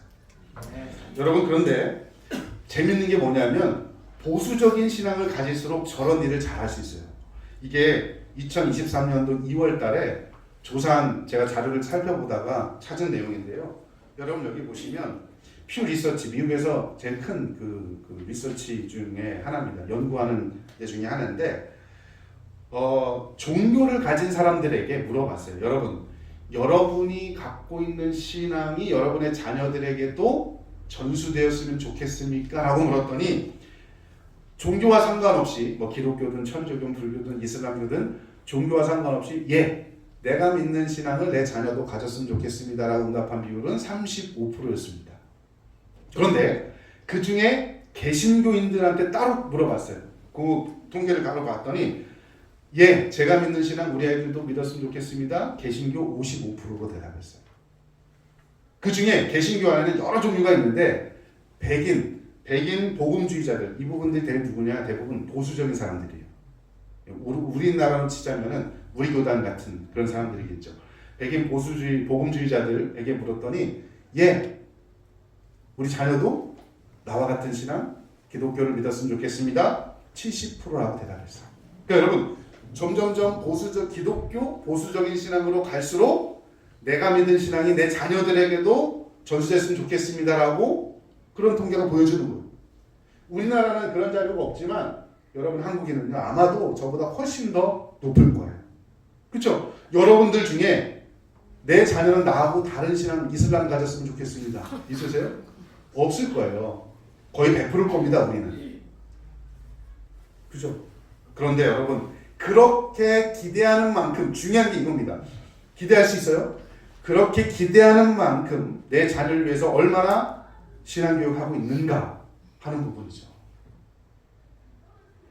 여러분, 이게 우리 한국교회를 말하는 일반적인 수치입니다. 유초등부 100명 나오면 중고등부 50명 나오고, 중고등부 50명 나오면 청년부 올라갈 때 10명 남는다. 이게 일반적으로 우리 한국교회 교회학교의 구조입니다. 그 말은 뭐냐?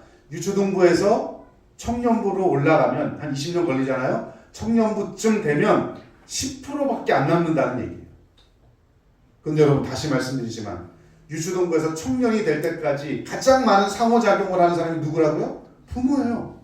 그러면 왜 아이들이 유초등부 때는 잘 나왔는데 중고등부 때 신앙을 포기하고 청년부 때 거의 안 나오는 상황이 될까? 교회학교 책임일까요? 교회학교만의 책임일까요? 부모예요. 정말 여러분, 우리 가슴을 찢어야 돼요. 자녀를 위해서 울어야 됩니다. 아무것도 안 하고 그냥, 여러분, 한때 교회들이요, 우리 교회 아이들 중에 교회는 잘 안 나와도 가끔씩 나와도 서울대학에 들어갔다면 목사님도 그렇고 뭐 성도님들도 그렇고, 와, 얘 뭐, 여러분, 그게 좋은 일일까요? 예수 안 믿는데 잘 됐다, 이게 복일까요? 사망의 길이죠. 예수 안 믿으면 안 돼야 돼요. 그래야 돌아오기라도 하지. 예수 안 믿는데 잘 돼, 그러면 그 길이 좋은 길인 줄 알고 쭉 가는 거예요. 여러분, 예수 잘 안 믿는데 혹시 내가 잘 되고 있다, 긴장하셔야 돼요. 예수, 우리 아이들이 잘 안 믿는데, 신앙이 별로 안 좋은데 공부 잘해서 좋은 대학 갔다, 긴장하셔야 돼요. 왜요? 그런 사람들은 예수 없어도 잘 사니까. 그러면 죽음의 길로 그냥 가는 거예요. 반대로, 내가 신앙이 약한데 내가 뭐 안 좋아, 그 복인 줄 아세요. 하나님 우리에게 사인 주시는 거예요.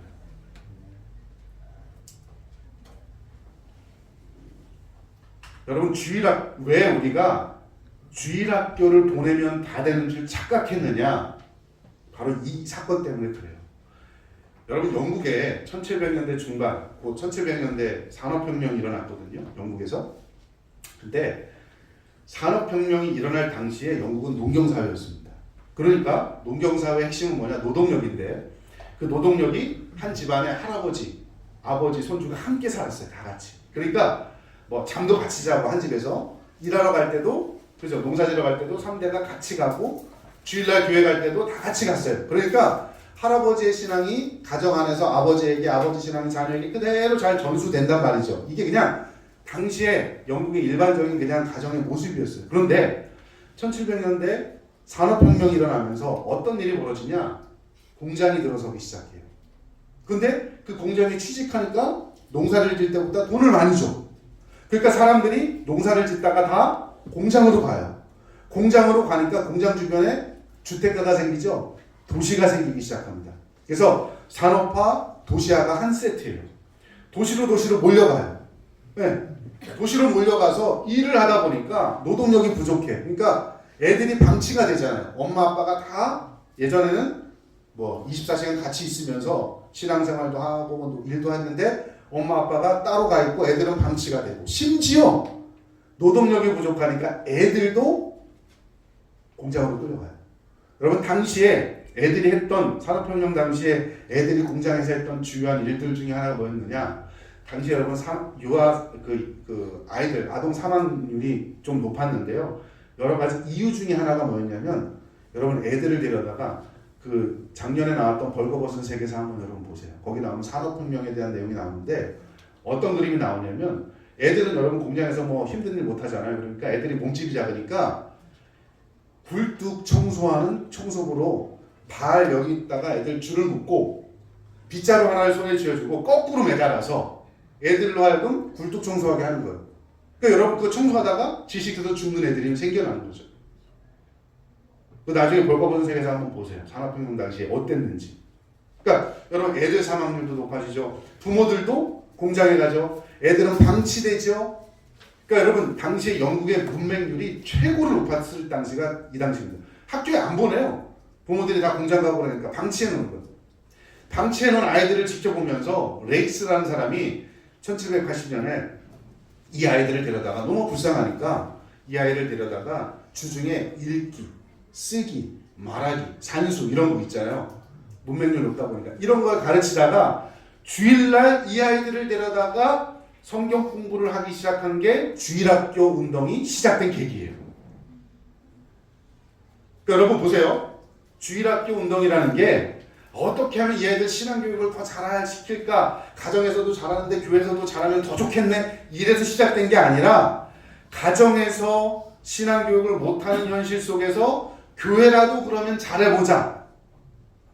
그래서 여러분 이 렉스라는 사람이 성경 공부를 시작을 했는데 이게 아이러니하게도 그 당시에 영국과 미국에서 교회 대부 운동이 일어납니다. 그 시간이 지나면서. 그러니까 교회가 폭발적으로 성장을 해요. 어른들이 막 교회로 와요. 그러니까 어린이 교회로 오니까 애들도 교회로 오겠죠. 그러니까 주일학교도 넘쳐나겠죠. 그러니까 어떤 일이 벌어지느냐. 애들이 너무 많으니까 학년별로 학교처럼 가르치자. 그래서 주일 학교가 되는 거예요. 학년별로 가르쳐 놓고 보니까 학교를 보니까 교과서가 다르네. 우리 교회도 수준별로 교과서를 만들자. 그래서 만든 게 계단 공과입니다. 이해되셨어요? 그러니까 여러분 처음부터 이제 그렇게 그런 정통을 가진 선교사들이 구한말 한국에 들어왔잖아요. 영국, 미국 선교사를 들어왔잖아요. 그러니까 여러분 주일학교 운동의 그런 경험 그리고 교회 대붕을 맛봤던 사람들이 한국에 들어오니까 여러분 보세요. 교회 중심으로 신앙이라는 게 기본 컨셉입니다. 게다가 한국은 가정이 믿는 가정이 하나도 없었잖아요. 그러니까 교회 중심으로 갈 수밖에 없었죠. 당시 상황에서. 그런 상황에서 이게 쭉 굳어져 왔고 한국도 폭발적으로 성장을 해서 신앙교육은 주일학교, 교회가 하는 거다라고 착각하게 만든 거예요. 여러분 주일학교 운동이 긍정적인 면도 있지만 가장 부정적인 것 중에 하나가 부모의 신앙교육적 책임을 망각하게 만든 거예요. 그게 아니라니까요. 자, 그래서 여러분 이제는요 다음 세대를 위해서 정말 신앙의 바톤을 물려줘야 합니다. 이게 우리가 해야 될 가장 중요한 일이에요. 그래서 자 지금부터는 교회가 해야 될 일과 가정이 해야 될 일들에 대해서 말씀을 좀 드리겠는데 여러분 피곤하시죠? 예, 잠깐 이렇게 기지개 한번 피고 할까요? 예, 아니면 한 5분 정도 쉬었다 할까요? 네. 지금 48분이니까 정확하게 53분에 시작하겠습니다. 멀리 집에 도망가지 마십시오. 예, 집에 도망가면 지옥 갈지도 몰라요. 농담입니다. 괜히 또. 예. 자, 53분에 다시 자리에 오겠습니다. 자, 이제 시작하겠습니다. 시간이 됐습니다. 자, 그러면 우리가 이제 교회가 해야 될 일과 가정에서 부모가 해야 될 일을 좀 말씀드리겠습니다. 특히 이제 가정에서 부모가 해야 될 일들 중에 한 6, 7가지를 말씀드리겠는데 이 6, 7가지는 제가 저희 가정에서 아이들 어렸을 때부터 해왔던 가정 신앙교육의 내용들을 말씀을 좀 드리겠습니다. 저는 말씀드렸다시피 기독교 교육을 전공을 했는데 기독교 교육은 신학 안에 있긴 하지만 저는 실천적인 학문이라고 생각하거든요. 그래서 내가 잘하든 못하든 어쨌든 몸부림은 쳐야 된다. 현장에서. 예, 기독교 교육을 하면서 아무것도 안 하는 건 그냥 학자분은 살 수 있겠지만 이거는 아닌 것 같다는 생각이 늘 듭니다. 그래서 그냥 몸부림치면서 뭐라도 해봤던 내용들을 여러분들에게 좀 소개를 할 테니 여러분들도 한번 보시면서 우리 가정에서 할 수 있는 건 뭘까? 그리고 교회학교 교사들은 요거는 우리 부서에서 가정과 연계할 수 있겠다. 뭐 이런 내용들도 아마 있을 겁니다. 그러면 여러분들이 함께 부서 운영을 하는데 좀 활용하셨으면 좋겠다는 내용입니다. 자, 지금까지 들었던 내용이 정말 부모가 중요한 이유들에 대해서 말씀을 드렸고요. 자, 그러면 교회가 해야 될 일이 뭐고 가정이 해야 될 일이 뭔지 그 중에 교회가 해야 될 일부터 먼저 말씀드리겠습니다. 첫 번째, 여러분 앞으로 이제 우리가 온 세대 예배 그리고 하나 더 나아가면 무학년제를 심각하게 고려를 해보셔야 돼요. 가정과 연계를 한다, 세대를 통합한다라고 할 때 온세대 예배를 우리가 고민을 이제 해야 되는데 지금 한국 교회가 온세대 예배를 하는 교회가 꽤 되거든요. 그런데 제가 조사한 바에 의하면 상당수의 그렇게 하는 교회들의 상당수가 어떤 개념이냐? 어른들이 드리는 예배에 애들이 깍두기 끼는 개념입니다. 그래서 한 번, 두 번 해보다가 교회학교 교사들이 반대하기 시작합니다. 이건 아닌 것 같습니다. 그래서 다시 우리는 그냥 우리끼리만 예배하겠습니다. 이렇게 되는 경우가 부지기수입니다. 제가 학교에서 학부생들만 가르치는 게 아니라 석사, 박사 학생들 대부분 이분들은 교회 사역자들이거든요. 전사님, 목사님들인데 제가 면담을 많이 합니다. 그러면 온세대 예배 어떻게 하십니까? 그러면 우리 이렇게 하는데 하다 보니까 뭐 이런 방법 이렇게 되고 저렇게 되고 대부분 하다 보니까 더 잘 돼요라고 생각하는 말하는 데는 하나도 없어요. 왜 그럴까 생각해 보면 여러분 어른이 드리는 예배와 애들이 드리는 예배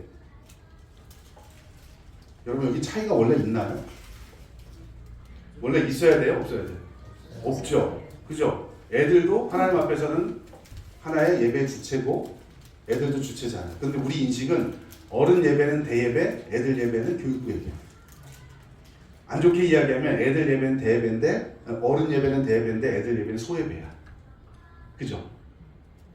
네. 그리고 여기는 본당이고 저기는 교육받는 교육관이고 이게 제가 하는 얘기가 아니고요. 한국 교회의 신앙교육의 가장 큰 문제를 분리의 문제라고 보는데 그 분리의 핵심이 뭐냐? 주일과 주중의 분리. 그죠?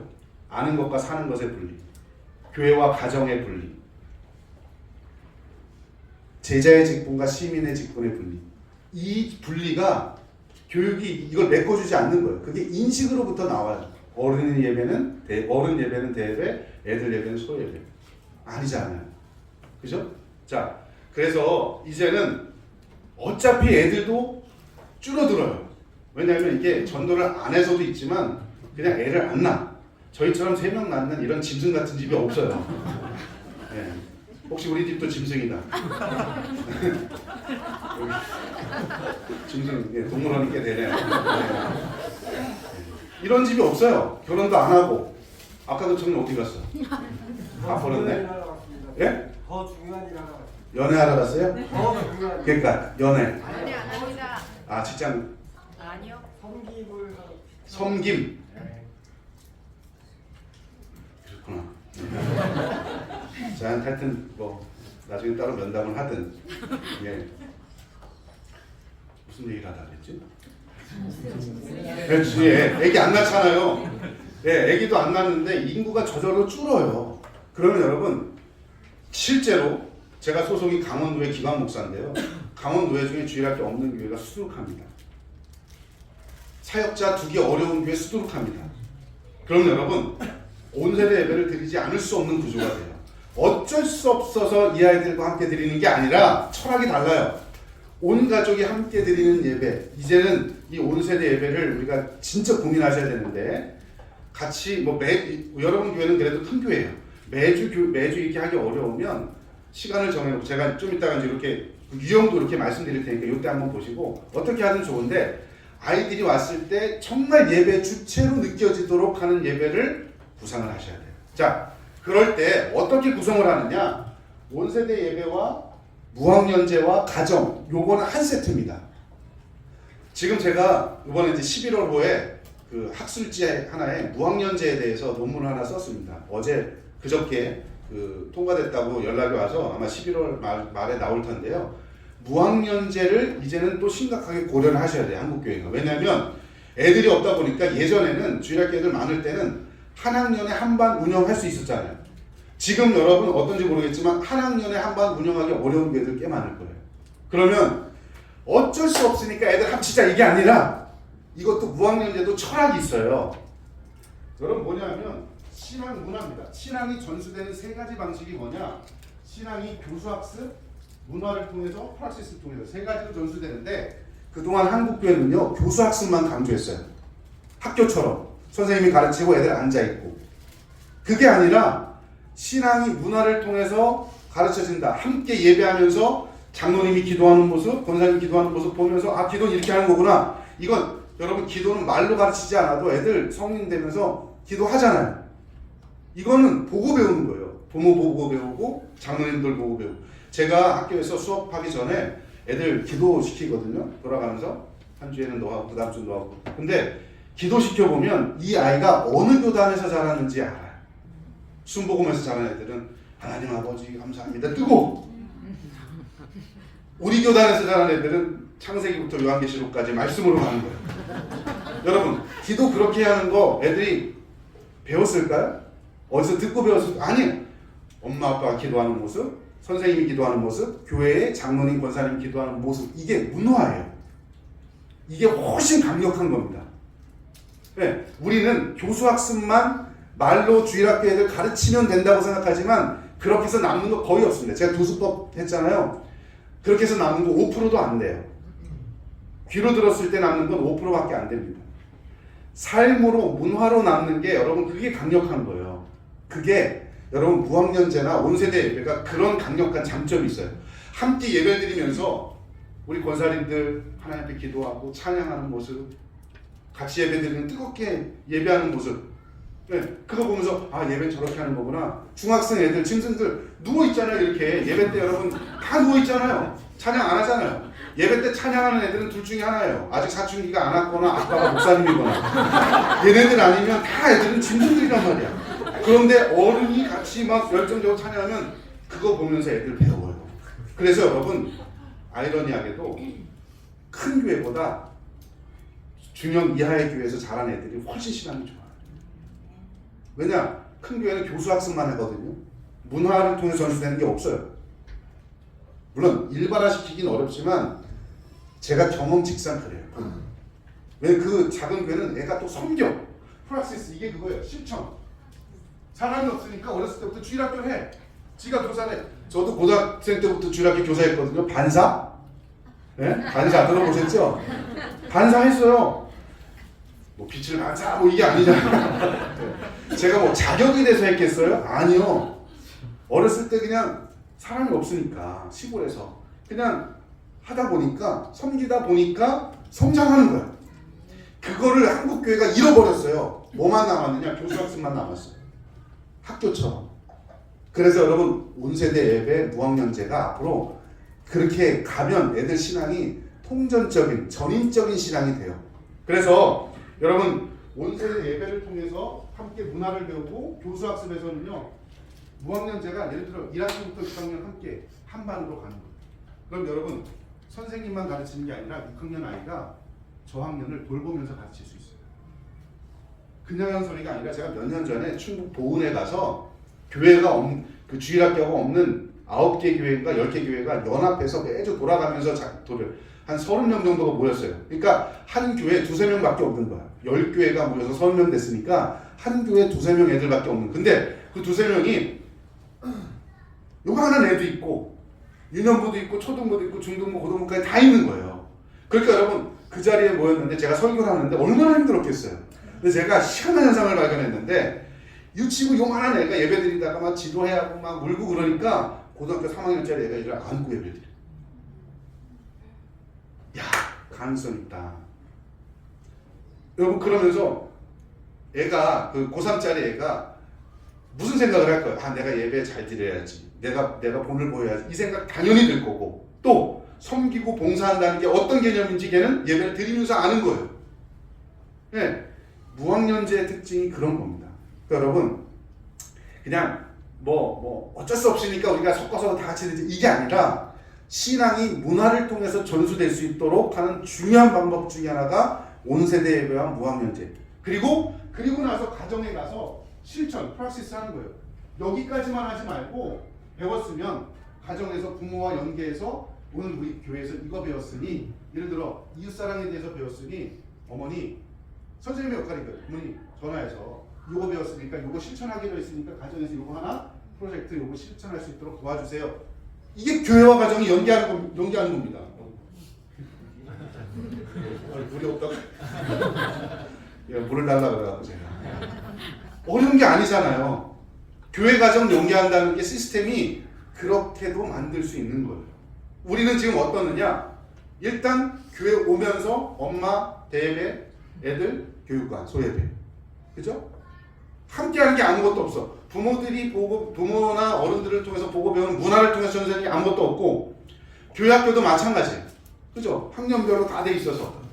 그리고 고학년은 무학년제에서 어떻게 하느냐? 그래서 주중 제자 훈련이 필요한 거예요. 고학년 애들 데려다가 이 아이들 특별 제자 훈련 시키고 이 아이들은 그래서 학습자인 동시에 보조교사가 되는 거예요. 그런 아이들 신앙이 좋다니까요. 아마 여러분 어른들 중에도 마찬가지고 어렸을 때부터 교회학교 다니면서 그러니까 청소년기 때부터 주일학교 교사 해봤던 사람도 있을 거예요. 그런 사람이 신앙이 되게 좋다니까요. 물론 개 중에 안 좋은 사람도 있겠지만. 네. 그래서 여러분 이제 온세대 예배 무학년제 한번 진지하게 고민을 해보십시오. 네. 자, 온세대 예배를 드리는 방식은요. 제가 이거 리서치를 한번 해봤더니 주일 예배에 그냥 다 같이 드린 예배, 처음부터 끝까지 다 같이 드리고 부서로 가서는 부서별로 그냥 성경 공부만 하는 이런 유형이 하나 있고요. 또 세대를 교회나 이런 교회들은요. 설교 직전까지 두 번째 유형인데 설교 어른 설교 처음에 와서 다 같이 예배 드려. 그리고 예배 드리면서 그 온세 세대로 교회는요. 그 양승원 목사님 있잖아요. 거기는 오렌지 설교라는 걸 합니다. 다 같이 예배 드리면서 이제 애들이 앞으로 나와요. 그러면 그때 5분 정도 애들과 성도를 들을 수 있는 그게 설교를 사역자가 해요.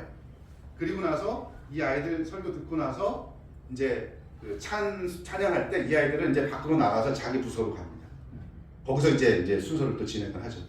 그리고 이제 청소년들부터는 같이 어른들하고 예배드리고 이렇게 상황에 따라서 이렇게 하는 교회도 있어요. 그러니까 애들이 너무 어린 애들은 어른 예배 함께 드리고 오렌지 설교를 듣고 그 다음에 이제 그 다음부터는 밖으로 나가서 나머지 마무리하고 성경 공부하고 이렇게. 왜냐면 애들은 너무 집중하기 어려우니까. 근데 청소년만 애들이 어른 예배 집중할 수 있거든요. 그래서 청소년 남게 하는 이런 방식으로 하는 교회도 두 번째 있고요. 세 번째는 1년에 한 4회에서 6회 정도를 주일날 이게 이제 한국 교회가 가장 많이 하는 형식 중에 하나입니다. 네. 그래서 무슨 절기 때, 그죠? 다 같이 예배 드리자. 이렇게 해서 하는 방식이 있고요. 그 다음에 어떤 교회는 매달 토요일 날 한 번씩 새벽 예배를 온 가족 예배로 시작하는 교회도 있습니다. 제가 볼 때는 거꾸로 어려우면 여기부터 시작을 하는 거죠. 여기부터. 그죠? 새벽 주일날 하기 어렵다 그러면 한 달에 한 번 정도 온 세대가 함께하는 새벽 예배, 특별 비전 새벽 예배를 하면서 익숙해지면 그러다가 주일 낮에도 한 5-6번씩 하고 그러다가 이 둘 중에 하나를 우리 교회에 맞는 걸로 선택을 하는 거죠. 이런 예언은 안 맞았으면 좋겠지만 갈수록 학년기 애들은 더 줄어들 겁니다. 그러면 진짜로 교회 학교를 운영하기 어려운 상황이 분명히 올 거예요. 그때를 여러분 대비해서라도 안 오면 너무 좋겠지만 근데 안 오더라도 이런 것들은 준비를 해야 돼요. 의도적으로 함께 예배. 왜냐면 신앙이 문화를 통해서 전수되니까.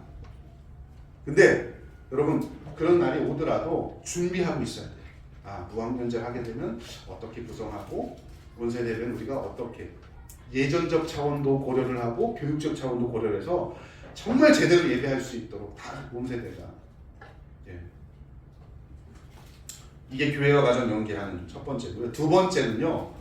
다음 세대 아이들을 제대로 가르치려면 부모가 제대로 깨어 있어야 되는데 여러분 애들도 발달 단계가 있지만 유년부, 초등부, 중등부, 고등부, 청년부 어른, 부모도 부모 발달 단계라는 게 있어요. 그게 갈린스키라는 사람의 이제 이론인데요. 부모도 발달한다. 예를 들어서 1단계는 부모가 자녀를 임신했을 때 이미지 형성기라는 게 됩니다. 부모로서의 이미지가 이제 시작이 되는 거예요. 이때는 어떤 교육을 통해서 부모 교육을 할까? 부모가 뭘 준비해야 될까? 그죠? 애기 낳고 나면 그 다음 두 번째 시기는 자녀 양육기입니다. 정신없이 양육하게 돼요. 세 번째 단계는요. 2세에서 5세는요. 권위 형성기입니다. 즉 학교 가기 전에는 부모가 권위를 가지고 애에게 규범적으로 뭔가를 막 가르쳐야 되는 시기예요.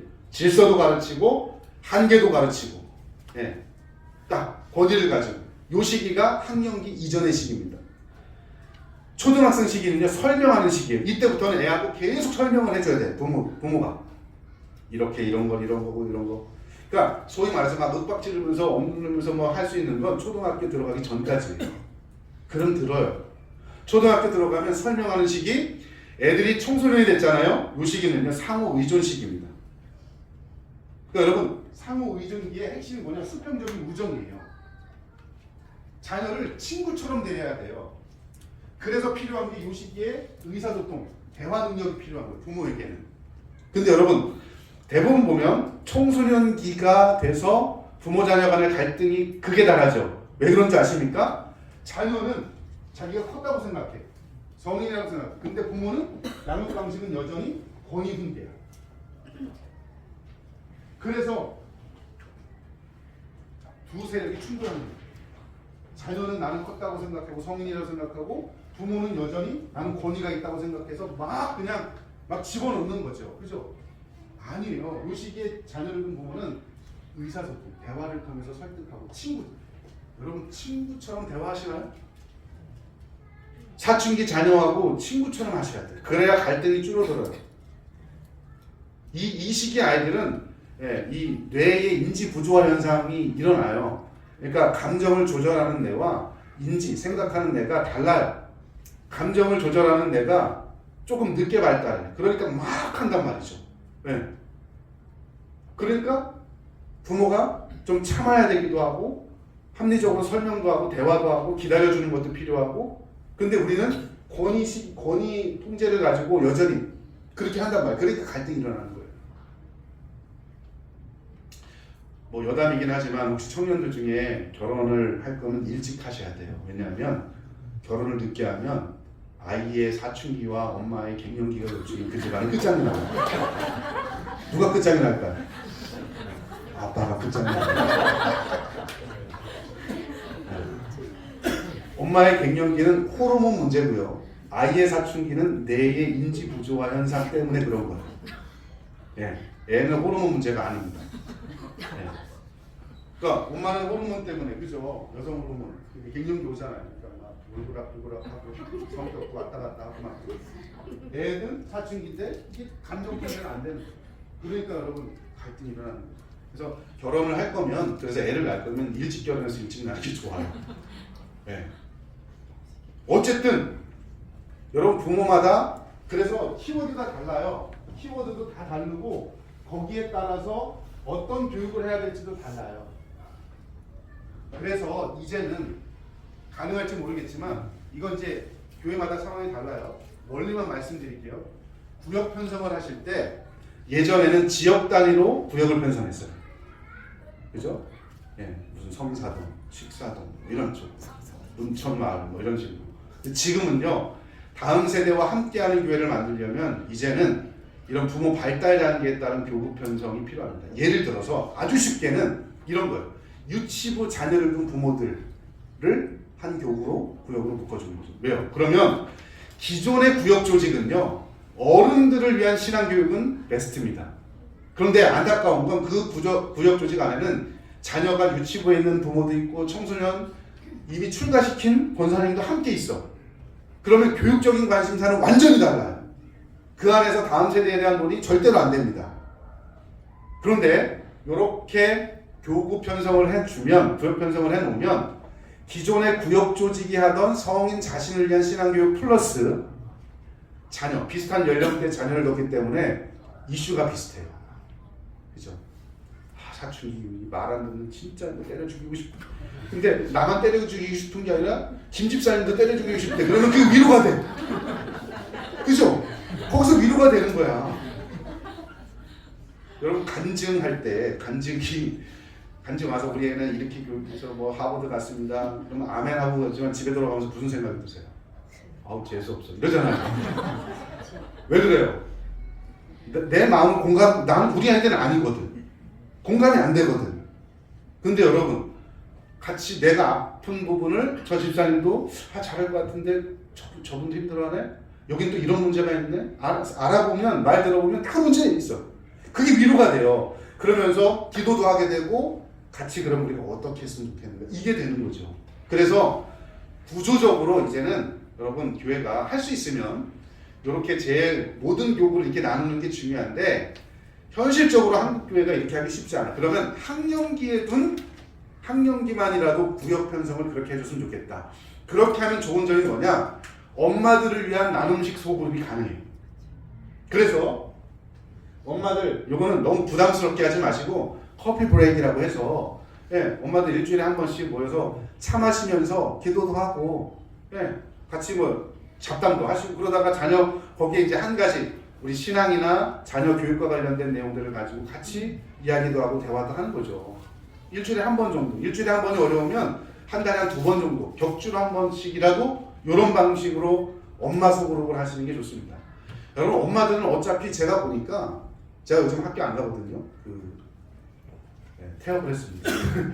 제가 안식년이어서 학교를 안 가서 집에 있어 보니까 엄마들은 애들 학교 보내고 나서 10시부터 1시까지는 매일 모이시고 헤어질 때 중요한 얘기는 내일 또 하시더라고요. 이걸 일주일 내내 하시더라고요 보니까. 어차피 엄마들은 모여. 그걸 교회가 마련해 주는 거예요. 일주일에 한 번. 잘 되면. 아니면 어렵다 그러면 한 달에 한 2번. 이것도 어렵다 그러면 한 달에 한 번이라도. 그래서 한 달에 한 번씩 12번 1년에 이렇게라도 부모들이 모여서 소그룹을 해보십시오. 그러면 교회에서 뭘 배웠는지, 가정은 어떻게 해야 되는지, 이게 교회 가정을 연계할 수 있는 방법이에요. 구조를 만들고, 이렇게 구조를 만들고 사람을 교육시키고, 엄마만 해서 안 되니까 아빠 네트스톡 나눔식. 아빠는요 학원 우리 어떻게 보내지 애들 이런 얘기 안 해요. 거국적인 얘기들을 했어요. 우리나라 교육이 어떤 이렇게 해야 되는. 근데 여러분 그것만으로도 방향성을 제시한다니까요. 제가 아까 얘기했다시피 아빠들은 분기에 한 번 정도씩 비슷한 연령대의 아빠들을 모이게 해주시는 거예요. 예를 들어 중학생 자녀를 둔 아빠들끼리 모여서 뭐 골프 치러 가든 뭘 하든 골프 치고 나서 신앙적인 대화를 하시면 되잖아요. 족구 한번 하고 신앙적인 대화 하시면 되잖아요. 염소 한 마리 잡아서 먹고 요즘 개 못 잡잖아요. 옛날처럼 큰일 나잖아요. 염소탕은 가능하잖아요. 먹고 그리고 나서 같이 기도하면서 우리 자녀 어떻게 키울까? 아빠 나눔식 속 요게 지금 실제 모이는 모습입니다. 아빠들이 분기에 한 번씩 모여서 데이트스톡을 하는 거죠. 그래서 같이 교육에 대해서 논의할 수 있도록. 엄마들에 비해서 한국적인 상황에서 아빠들이 보통 우리나라는 직장을 많이 다니시잖아요. 그래서 모이기가 조금 더 어렵기 때문에 그 횟수나 빈도나 어떤 그거에 비해서 대신 강도를 높이시면 돼요. 아빠들이 모였을 때 이런 주제를 가지고 할 수 있도록 장을 마련해 주면 되죠. 그래서 이렇게 하고 교회 학교 교사는 자 시스템을 마련해 주고 엄마 아빠가 준비가 되고 교회가 선생님이 가르치는 거로 끝나지 말고 반드시 가정과 연계, 적용식 뭔가 배울 수 있는 이번 한 주 동안 할 수 있는 거 하나를 딱 과제를 끄집어서 가정과 연계시켜 줄 수 있는 그런 교육 과정을 하게 되면 교회 과정이 연계되는 구조가 되는 거예요. 이게 교회가 할 일입니다. 그러니까 여러분 우리 선생님들은 그냥 오늘 내가 공과를 가르치면 땡이지라고 생각하시면 안 되고요. 이 가운데 이 아이가 가정에서 실천할 수 있는 거 하나를 끄집어내서 부모와 연계를 하셔야 돼요.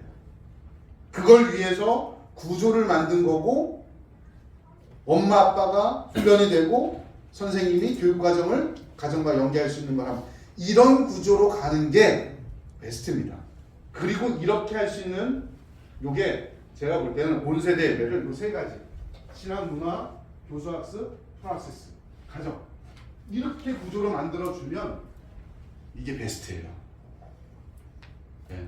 이론만이 아니고요. 저는 계속 고민합니다. 이걸 어떻게 적용할까. 그래서 글도 그런 글들 물론 제가 쓰는 글들은 뭐 약간 아카데믹하게 써야 되니까 어쩔 수 없지만 어떻게 하든 현장의 고민들을 계속 끄집어내는 거예요. 지금 또 이제 제가 구상하고 있는 것 중에 하나는 뭐냐면 교회학교 교사 준사역자 과정. 시골의 작은 교회들은 사역자가 없거든요. 그러면 여러분 그런 교회들 교사 교육을 시키되 조금 어드밴스드된 교육을 시켜서 준사역자까지 만들어줘야 돼요. 그래서 그분들이 여러분 교회학교를 운영할 수 있도록 해줘야 되거든요. 작은 교회들은 없어요. 사람이 시골에 없습니다. 저는 개인적으로 그런 연구들을 해서 이렇게 시스템을 만들고 이런 것들 여러분들에게 여러분 오늘 드리는 말씀 이게 핵심입니다. 교회는 이렇게 준비를 해야 돼요. 자 그러면 가정은 어떻게 해야 될까? 자 부모가 해야 될 일. 자 첫 번째 부모가 해야 될 일의 첫 번째는요 다른 게 아니고 가정 예배입니다. 여러분 가정 예배 얼마나 하시는지 모르겠어요. 근데 일주일에 한 번 가정에서 예배를 드리면서 모이는 것 자체가 애들에게는 신앙적 훈련이 됩니다. 부모가 뭐 예배를 잘 인도할 수 있는 능력이 있든 없든 간에 함께 정기적으로 모이는 이 정기성을 가지고서 모이는 것 자체가 애들한테는요 신앙생활은 일상에서도 하는 거구나 라고 하는 걸 애들이 느끼게 돼요. 그런데 여러분 가정 예배에 대한 강조점은 알고 해보려고도 애쓰지만 안 되는 이유 중에 하나가 뭐냐면 첫 번째는 부모가 역량이 준비가 안 된 거고 이거는 교회가 좀 세워줘야 돼요. 부모로 하여금 이렇게 해야 됩니다. 두 번째 문제는 뭐냐 예배가요 가정 예배가 예전적 차원만 강조하고 부모 중심으로 이루어지기 때문에 안 되는 거예요. 쉽게 이야기하면 여러분 학습자 중심으로 가야 돼요. 가정 신앙 활동은 엄마 아빠가 처음부터 끝까지 다 인도하는 게 아니라 애들이 이 가정 신앙 활동 안에 참여할 수 있는 구조로 만드셔야 되는데 그걸 안 하니까 애들이 다 몇 번 하다가 떨어져요. 이게 지금 저희가 하는 얘기입니다. 저희 가정에서 저희 수요일마다 저녁에 가정 예배 드리거든요. 찬양하고 성경 읽기하고 본문 설명 여기 뭐 똑같죠. 근데 간단하게 한 다음에 참여식 교육 활동을 합니다. 애들이 참여할 수 있는 성경 읽고 간단하게 이게 어떤 내용인지에 대해서 부모가 설명을 해준 다음에 어떻게 적용할 것인지를 할 때 참여식으로 해요. 어떻게 하느냐 예를 들어서 이건 다 넘어가고 감사에 대해서 설교를 들었다 그러면 전지 한 장을 딱 놓고서 마인드맵을 하는 거예요. 야 이게 감사인데 우리 감사를 일주일 동안 하나만 해보자. 근데 말로 할 수 있는 게 있고 생각으로 할 수 있는 게 있고 행동으로 할 수 있는 게 있는데 전지 하나를 두고서 감사 네모 만들어 놓고 요거까지는 그래줘. 그럼 지들이 말로 할 수 있는 건 이런 것들이 있다. 자기들이 쓰는 거예요. 이렇게 생각으로 감사할 수 있는 건 이런 것들이 있다. 막 쓰는 거예요. 뭐 행동으로 할 수 있는 건 뭐 감사 노트 쓰는 거, 감사 SNS 하는 거 뭐 이런 거 있다. 자기들이 막 자기들의 현실에서 할 수 있는 거를 매직을 가지고 막 그림도 그리고 막 쓰면서 한 다음에 이거를 다 할 수 없으니 스티커를 1인당 3개씩 주고서 저희 가족 같으면 5명이니까 1인당 3개씩 받으면 15개 있죠. 그죠? 3군데다 투표하는 겁니다. 투표를 막 해서 예를 들어 여기가 제일 많이 붙었다. 여기에 뭐 6개가 붙였다. 제일 많았다. 그러면 감사 단톡 일주일에 한 번 감사한 제목을 가족 단톡방에 올려보자. 그러면 이거는 딱 돼서 우리가 제일 많이 투표해서 나온 거기 때문에 이번 한 주일 동안 감사한 내용을 가지고 단톡에 올려서 서로 나누자. 여러분 부모가 주입식으로 예배를 드리면서 너희들 감사에 대해서 배웠으니까 이번 한 주 단톡방에 감사한 조건 하나씩 올려? 이건 잔소리입니다. 그런데 자기들이 이렇게 한 건 정답입니다. 핵심은 뭐냐? 아이들이 능동적으로 참여할 수 있는 방식으로 가정 신앙 활동을 하셔야 돼요. 교회에서 드리는 예배는 예전적 차원이 강조되어야 되기 때문에 예배로서의 예전적 우리가 하나님께 드리는 것 가정 신앙 활동은 교육적 차원이 조금 더 강조돼야 됩니다. 그러려면 교수자 중심이 아니고 학습자 중심으로 가야 돼요. 그래서 이런 방식으로 예를 들면 또 이런 것들 내구주 그림. 오늘 이 본문의 말씀을 듣기 전에 이 주제와 관련돼서 네 머리에 있었던 개념들이 뭔지 그러면 말씀을 듣고서 어떻게 내가 이번 한 주 동안 살아야 될지에 대해서 어떤 내용을 가지고 담고 살아야 될지 한번 뇌 구조 그림 안에다 집어넣어보자. 이렇게 할 수도 있어요. 그럼 다 달라요, 여러분. 애들. 왜냐? 자기 처한 상황이 다르기 때문에. 근데 우리는 획일적으로 주입식 하나만 하잖아. 그러니까 나하고 안 맞는 거야. 그래서 못하는 거예요. 교회학교 교사도 똑같아요, 여러분. 주일학교 성경 공부의 맹점이 뭐냐? 일반화된 지식만 전달한다는 거예요. 근데 애들은 개별적으로 처해 있는 상황이 다 달라요. 그래서 가정 예배를 하실 때도 이런 방식으로 여러분 아이들이 참여할 수 있는 방식으로 하십시오. 심지어 제 후배 목사님은 아이들이 인도하는 가정 예배를 자녀가 인도하는 가정 예배지를 만들어줘요. 매주는 아니어도 이렇게 그러니까 애들이 예배 인도자가 되는 것까지. 저는 이렇게까지 못 해봤어요, 가정에서. 예. 근데 이것도 어리면 어릴수록 좋아요. 조기 교육. 중학생 애한테 해보라고 하십시오. 절대로 안 하지. 예? 근데 애가 어리면 어릴수록 해요. 그렇게 어렸을 때 자기가 인도해본 아이가 중학생 되면 자기가 인도하진 않아도 참여는 한단 말이야. 네. 그렇게 하면 안 되는 거야. 요게 가능한 집은 이렇게라도 하시고, 최소한 여러분 가정예배 아이들 참여식으로 하십시오. 둘째, 가정예배가 어려우면 제가 초기에 했던 게 이겁니다. 매일 성경이 좋은 점이 뭐냐면 이게요, 본문의 내용은 어른이나 청소년이나 애들이나 똑같아. 근데 접근 방식이 달라요. 유초등부 거는 그림도 좀 많이 들어가 있고, 어른들 거는 글이 많이 들어가 있고, 본문이 똑같아. 그러니까 엄마와 애들이 큐티집이 똑같아, 내용이. 그러니까 하고서 일주일에 한 번만 모여서 지난주에 했던, 한 주일 동안 했던 것 중에 기억나는 것 잠깐 나누고 밥 먹으면 돼요. 이게 가정신앙 활동입니다. 예배가 처음부터 어려우면 큐티로 시작을 하셔도 됩니다. 또 여러분 요것도 저희 지금도 하고 있는 건데요. 자녀와 나는 1일 1 교리인데, 지금 여러분 소율이 문답, 그 다음에 하이델베르크 문답은 적어도 청소년이 지나기 전에 한 번쯤은 알아야 돼요. 이거 제대로 하면 세례교육 따로 할 필요 없어요. 왜냐면 세례 문답집이 대부분 교리에서 나온 것들이거든요. 근데 여러분 세례교육 할 때 대부분의 교회들이 그냥 한 주, 두 주 모여서 집체 교육하고 끝내요. 그리고 정답 확인하고 세례 줘요. 그렇게 안 됩니다. 여러분 학습받고 세례받을 때까지 왜 6개월의 기간을 두는지 아십니까? 무슨 기간이라고요? 교육기간이에요. 세례교육 받으라는 기간인데 안 하잖아요. 학습을 받고 세례받을 때까지 최소 6개월이 있어야 됩니다. 교육해야 되는데 안 해요. 근데 여러분 그거 교회에서 하기는 쉽지 않아요. 부모가 하셔야 돼요. 어떻게 하느냐? 제가 일산에 산다 그랬잖아요. 아침에 일어나서 5시에 일어나서 5시 반에 출근하기 시작하면 6시 반에 학교에 도착해요. 그럼 아침에 7시 그리고 9시 그 사이가 저한테 제일 좋은 시간이에요. 그때 가족 단톡방에 이걸 올려줘요. 뭘 올려주느냐? 소위르 문답 있죠? 요 문답에 보면 문답이 나와요. 문답이 나오고 그걸 일문 일답을 그대로 적고 여기에 제가 느낀 바를 적어요. 해설 적용 기록. 이건 제가 한 거고, 아니 여러분들 같은 경우는 이걸 퉁쳐서 내가 그냥 이거 느낀 점이 뭔지를 쓰시면 돼요. 여기다가. 예를 들어 제 1번이 뭐냐? 사람의 제일 되는 목적은 무엇입니까? 이거죠? 삶의 이유에 대한 겁니다. 하나님을 영화롭게 하고 그를 영원토록 즐거워하는 겁니다. 그대로 적고 그거에 대해서 내가 느낀 점을 쓰세요. 오늘 우리가 내 엄마가 읽었던 건 우리 삶의 목적이 하나님을 영화롭게 하는 건데, 내 삶에서 엄마는 밥을 지으면서도 하나님께 영광을 돌릴 거고 너희들은 이렇게 했으면 좋겠다. 이런 마음 느낀 큐티처럼 해서 이렇게 해서 가족 단톡방에 올려주시면, 저희 아이들 같은 경우는 한 7시쯤 일어납니다. 그럼 여러분 애들 어차피 일어나서 제일 먼저 뭐예요? 우리 애는 일어나서 통성기도부터 합니다. 없죠? 일어나서 제일 먼저 뭐예요? 핸드폰 봐요. 어차피 핸드폰으로 시작하는 미디어 네이티브 애들한테 여러분 일어났을 때 교리로 하루 잠깐 있지만 읽고 거기에 리플라이 아멘이라고 달아놓으면 돼요, 지들이.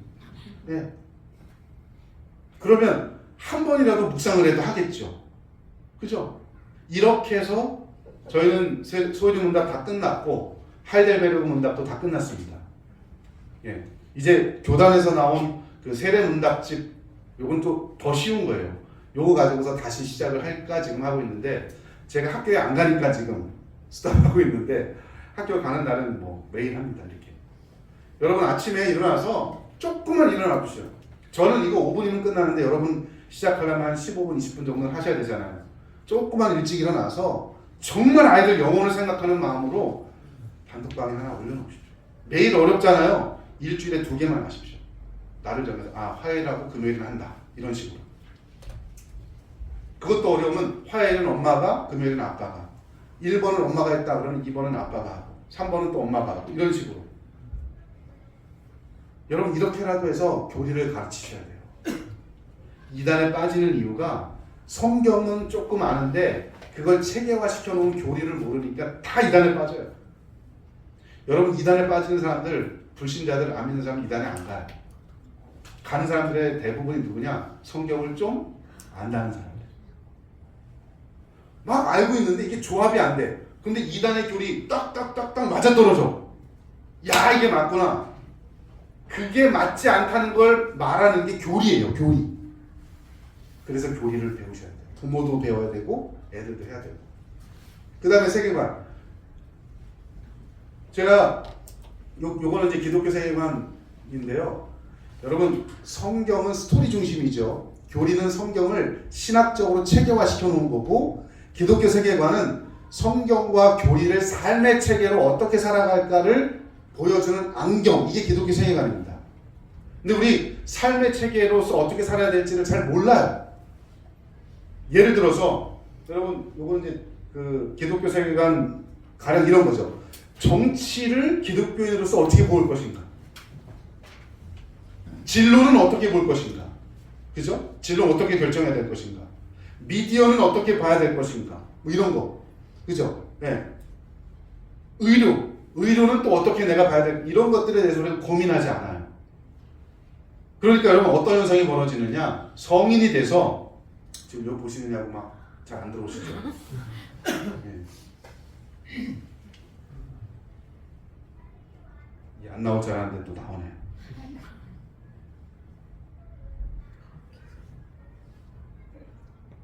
저 사람이 저입니다.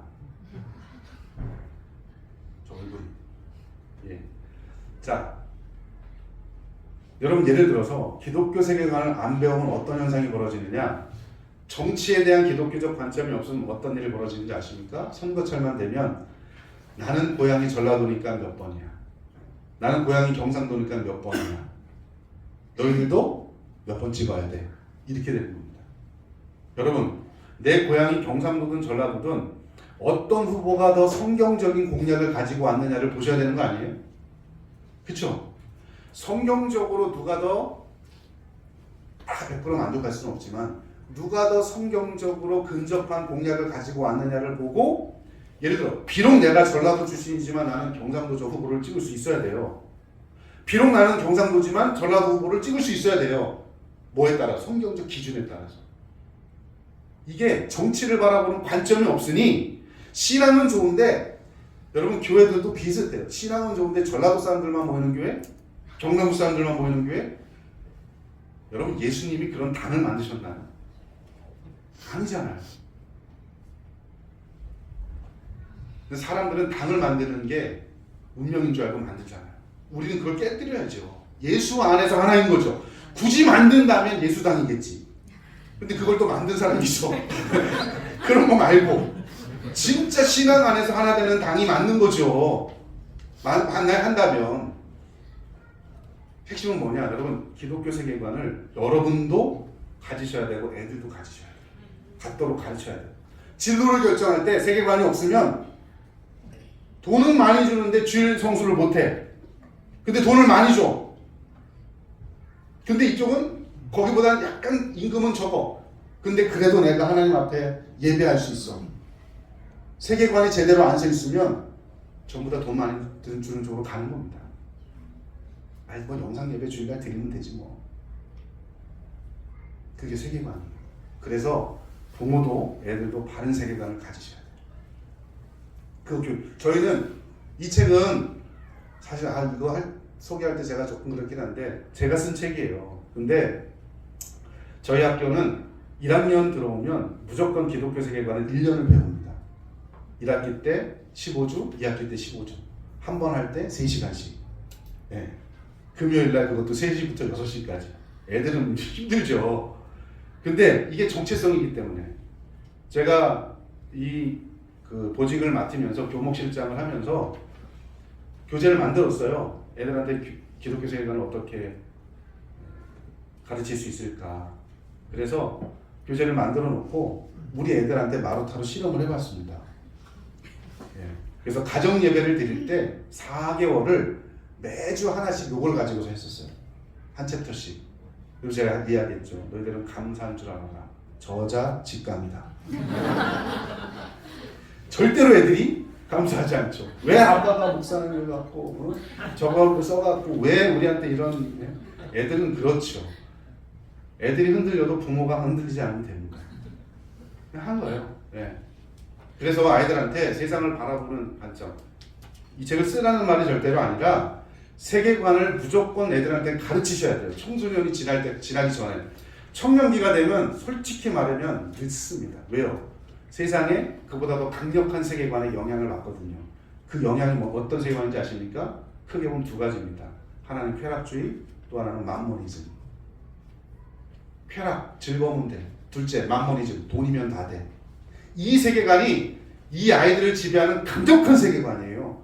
이거를 맞닥뜨리기 전에 신앙 안에 있을 때, 부모 품 안에 있을 때 그걸 넘어서는 게 기독교 세계관이다. 네 즐거움과 쾌락 조금 없어도 하나님이 내 안에 있기 때문에 느끼는 즐거움이 최고의 즐거움이다. 어렸을 때부터 가르치지 않으면 절대로 그거 못 넘습니다. 돈보다 더 중요한 게 있어 라고 하는 걸 어렸을 때부터 가르치지 않으면 여러분 고등학교 졸업하고 대학교 졸업하고 세상에 나가 직장 나가면 돈이 다인 세상인데 절대로 못 이깁니다.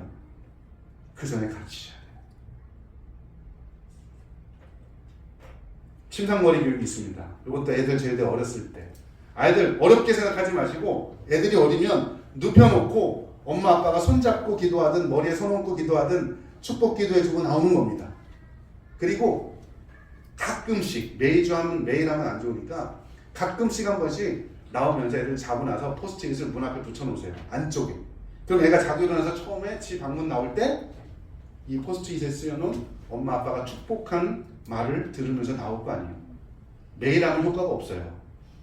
가끔씩 한 번씩. 그러나 기도는 정기적으로 해주십시오. 이게 침상머리 교육이에요. 이것도 어렸을 때 안 하면요 못해요. 중학생 애가 누워있는데 머리에 누구 어떻게 하죠? 눈 이렇게 뜨고 그럼 뭐 하세요? 이렇게 어렸을 때부터 하면 중학교 때 머리에 손 안 얹더라도 옆에서 기도만이라도 할 수 있잖아요. 또 하나 침상머리 교육. 잠이 오는 잠언. 요거는 좀 형식적인 거라면 요거는 비형식적인 겁니다. 요거는 저희 가정의 가정 예배는 의무천적이지만 요거는 의무적이지 않아요. 원하는 사람만 해요. 그래서 저희 앱 어플을 깔고 원하는 사람 여러분 잠언 하루에 한 장씩 읽으면 한 달이면 한 권 띱니다. 잠언이 삶의 지혜잖아요. 그죠? 그래서 잠자기 전에 그거 5절씩 읽는 거예요. 돌아가면서. 주로 저와 아내와 막내만, 정신없는 막내만 딱 이제 들어오죠. 짐승들은 안 옵니다. 잠이 오는 잠언. 시간 낼 때 이거라도 하시면 돼요. 그리고 기도하고 누워서도 할 수도 있고 어플리케이션 해서 그 다음에 밥상머리 교육 이번에는 침상머리 교육 말고 요것도 저희들 아이들 어렸을 때 했던 건데요. 요거 내비게이터에서 나온 성경 구절이거든요. 요걸 가지고서 하나씩 다 사줘요. 이만큼 두꺼운 거. 그래서 이번 주는 A-1번을 한다. 그럼 요거를 다 같이 외우고 특정한 날, 목요일 날 저녁 먹기 전에 다 같이 요거 한번 암송하고 요거에 대해서 간단하게 설명해주고 5분도 안 걸려요. 그리고서 식사 같이 하는 거죠. 여러분 성경 아까 말씀드렸지만 성경을 암송하는 게 유년부까지밖에 안 해요, 애들이. 근데 가정에서 제가 해보니까 청소년들도 가정에서 부모가 같이 하니까 그래도 붙여놓기라도 하더라고 집에. 이렇게라도 해보세요. 쉽지 않아도 롤스데이 나잇 하브루타 요거는요 여러분 교회 갔다 오면 부모들이 애들한테 아무것도 안 물어봐요. 물어보는 부모들 대부분 이거 하나 물어봅니다. 오늘 재밌었어? 여러분 교회 재밌으라고 가나요? 아니죠. 저는 교회에서 차 타고 오면서 애들한테 물어봅니다. 2가지 물어봅니다. 첫째, 오늘 교회에서 뭘 배웠니? 둘째, 그 배운 걸 가지고 이번 한 주일 동안 어떻게 살 건지 얘기해봐라. 여러분 하브루타라는 말이 짝을 지어 대화하다라는 말이거든요. 형식적으로 잘 갖춰놓고서 뭐 하브루타 뭐 어려워요. 유대인들처럼. 차 안에서 하든 주일날 교회 갔다 와서 저녁 시간에 하든 2가지를 물어보시면 돼요. 오늘 교회에서 선생님한테 배운 게 뭐니? 그걸 가지고서 어떻게 살 거니? 2가지만 물어보는 거예요.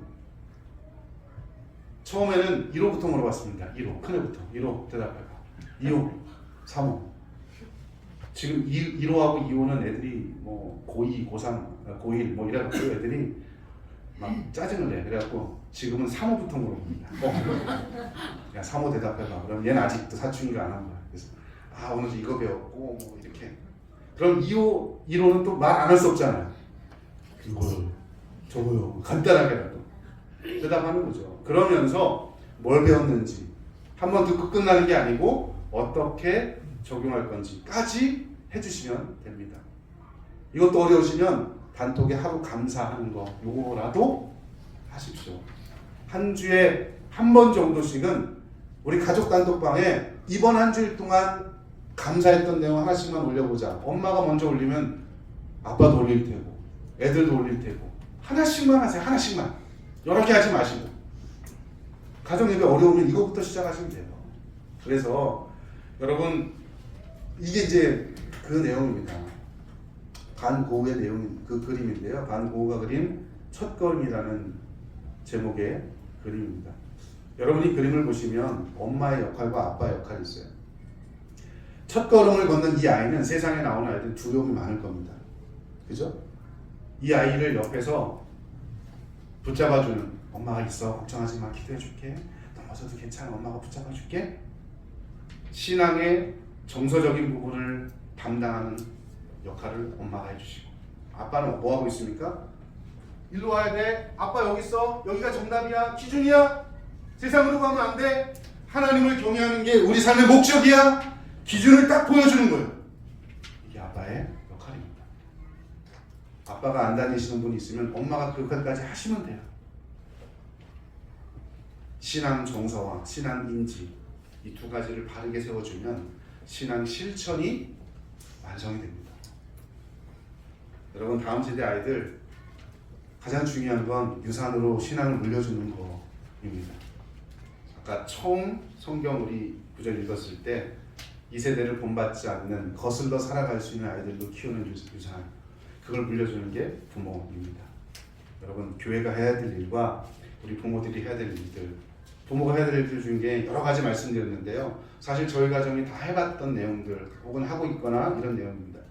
여러분 연령대 혹은 상황에 맞춰서 시작할 수 있는 거 하나라도 하십시오. 아무것도 안 하면 아무 변화도 일어나지 않습니다. 뭐라도 하면 작은 변화라도 일어납니다. 여러분 거기에서 다음 세대를 믿음으로 세워갈 수 있는 우리 모두 될 수 있기를 주의 이름으로 축원합니다. 하나님 아버지 은혜를 감사합니다. 긴 시간 동안 우리 사랑하는 성도님들 또 교회학교 교사들 함께 우리 다음 세대를 어떻게 믿음으로 세울지 같이 고민해 보았습니다. 하나님께서 은혜 베풀어 주시고 하나님 다음 세대를 세우는 일이 가장 어려운 일인 것 같습니다. 그러나 누군가의 희생과 헌신으로 우리가 믿음이 이렇게 서 갔던 것처럼 우리도 우리의 자녀들 다음 세대를 위해서 헌신하고 무릎으로 눈물로 주님께 나아갈 수 있도록 은혜 베풀어 주시옵소서. 감사드리고 예수님의 이름으로 기도 올려옵나이다. 아멘. 수고하셨습니다.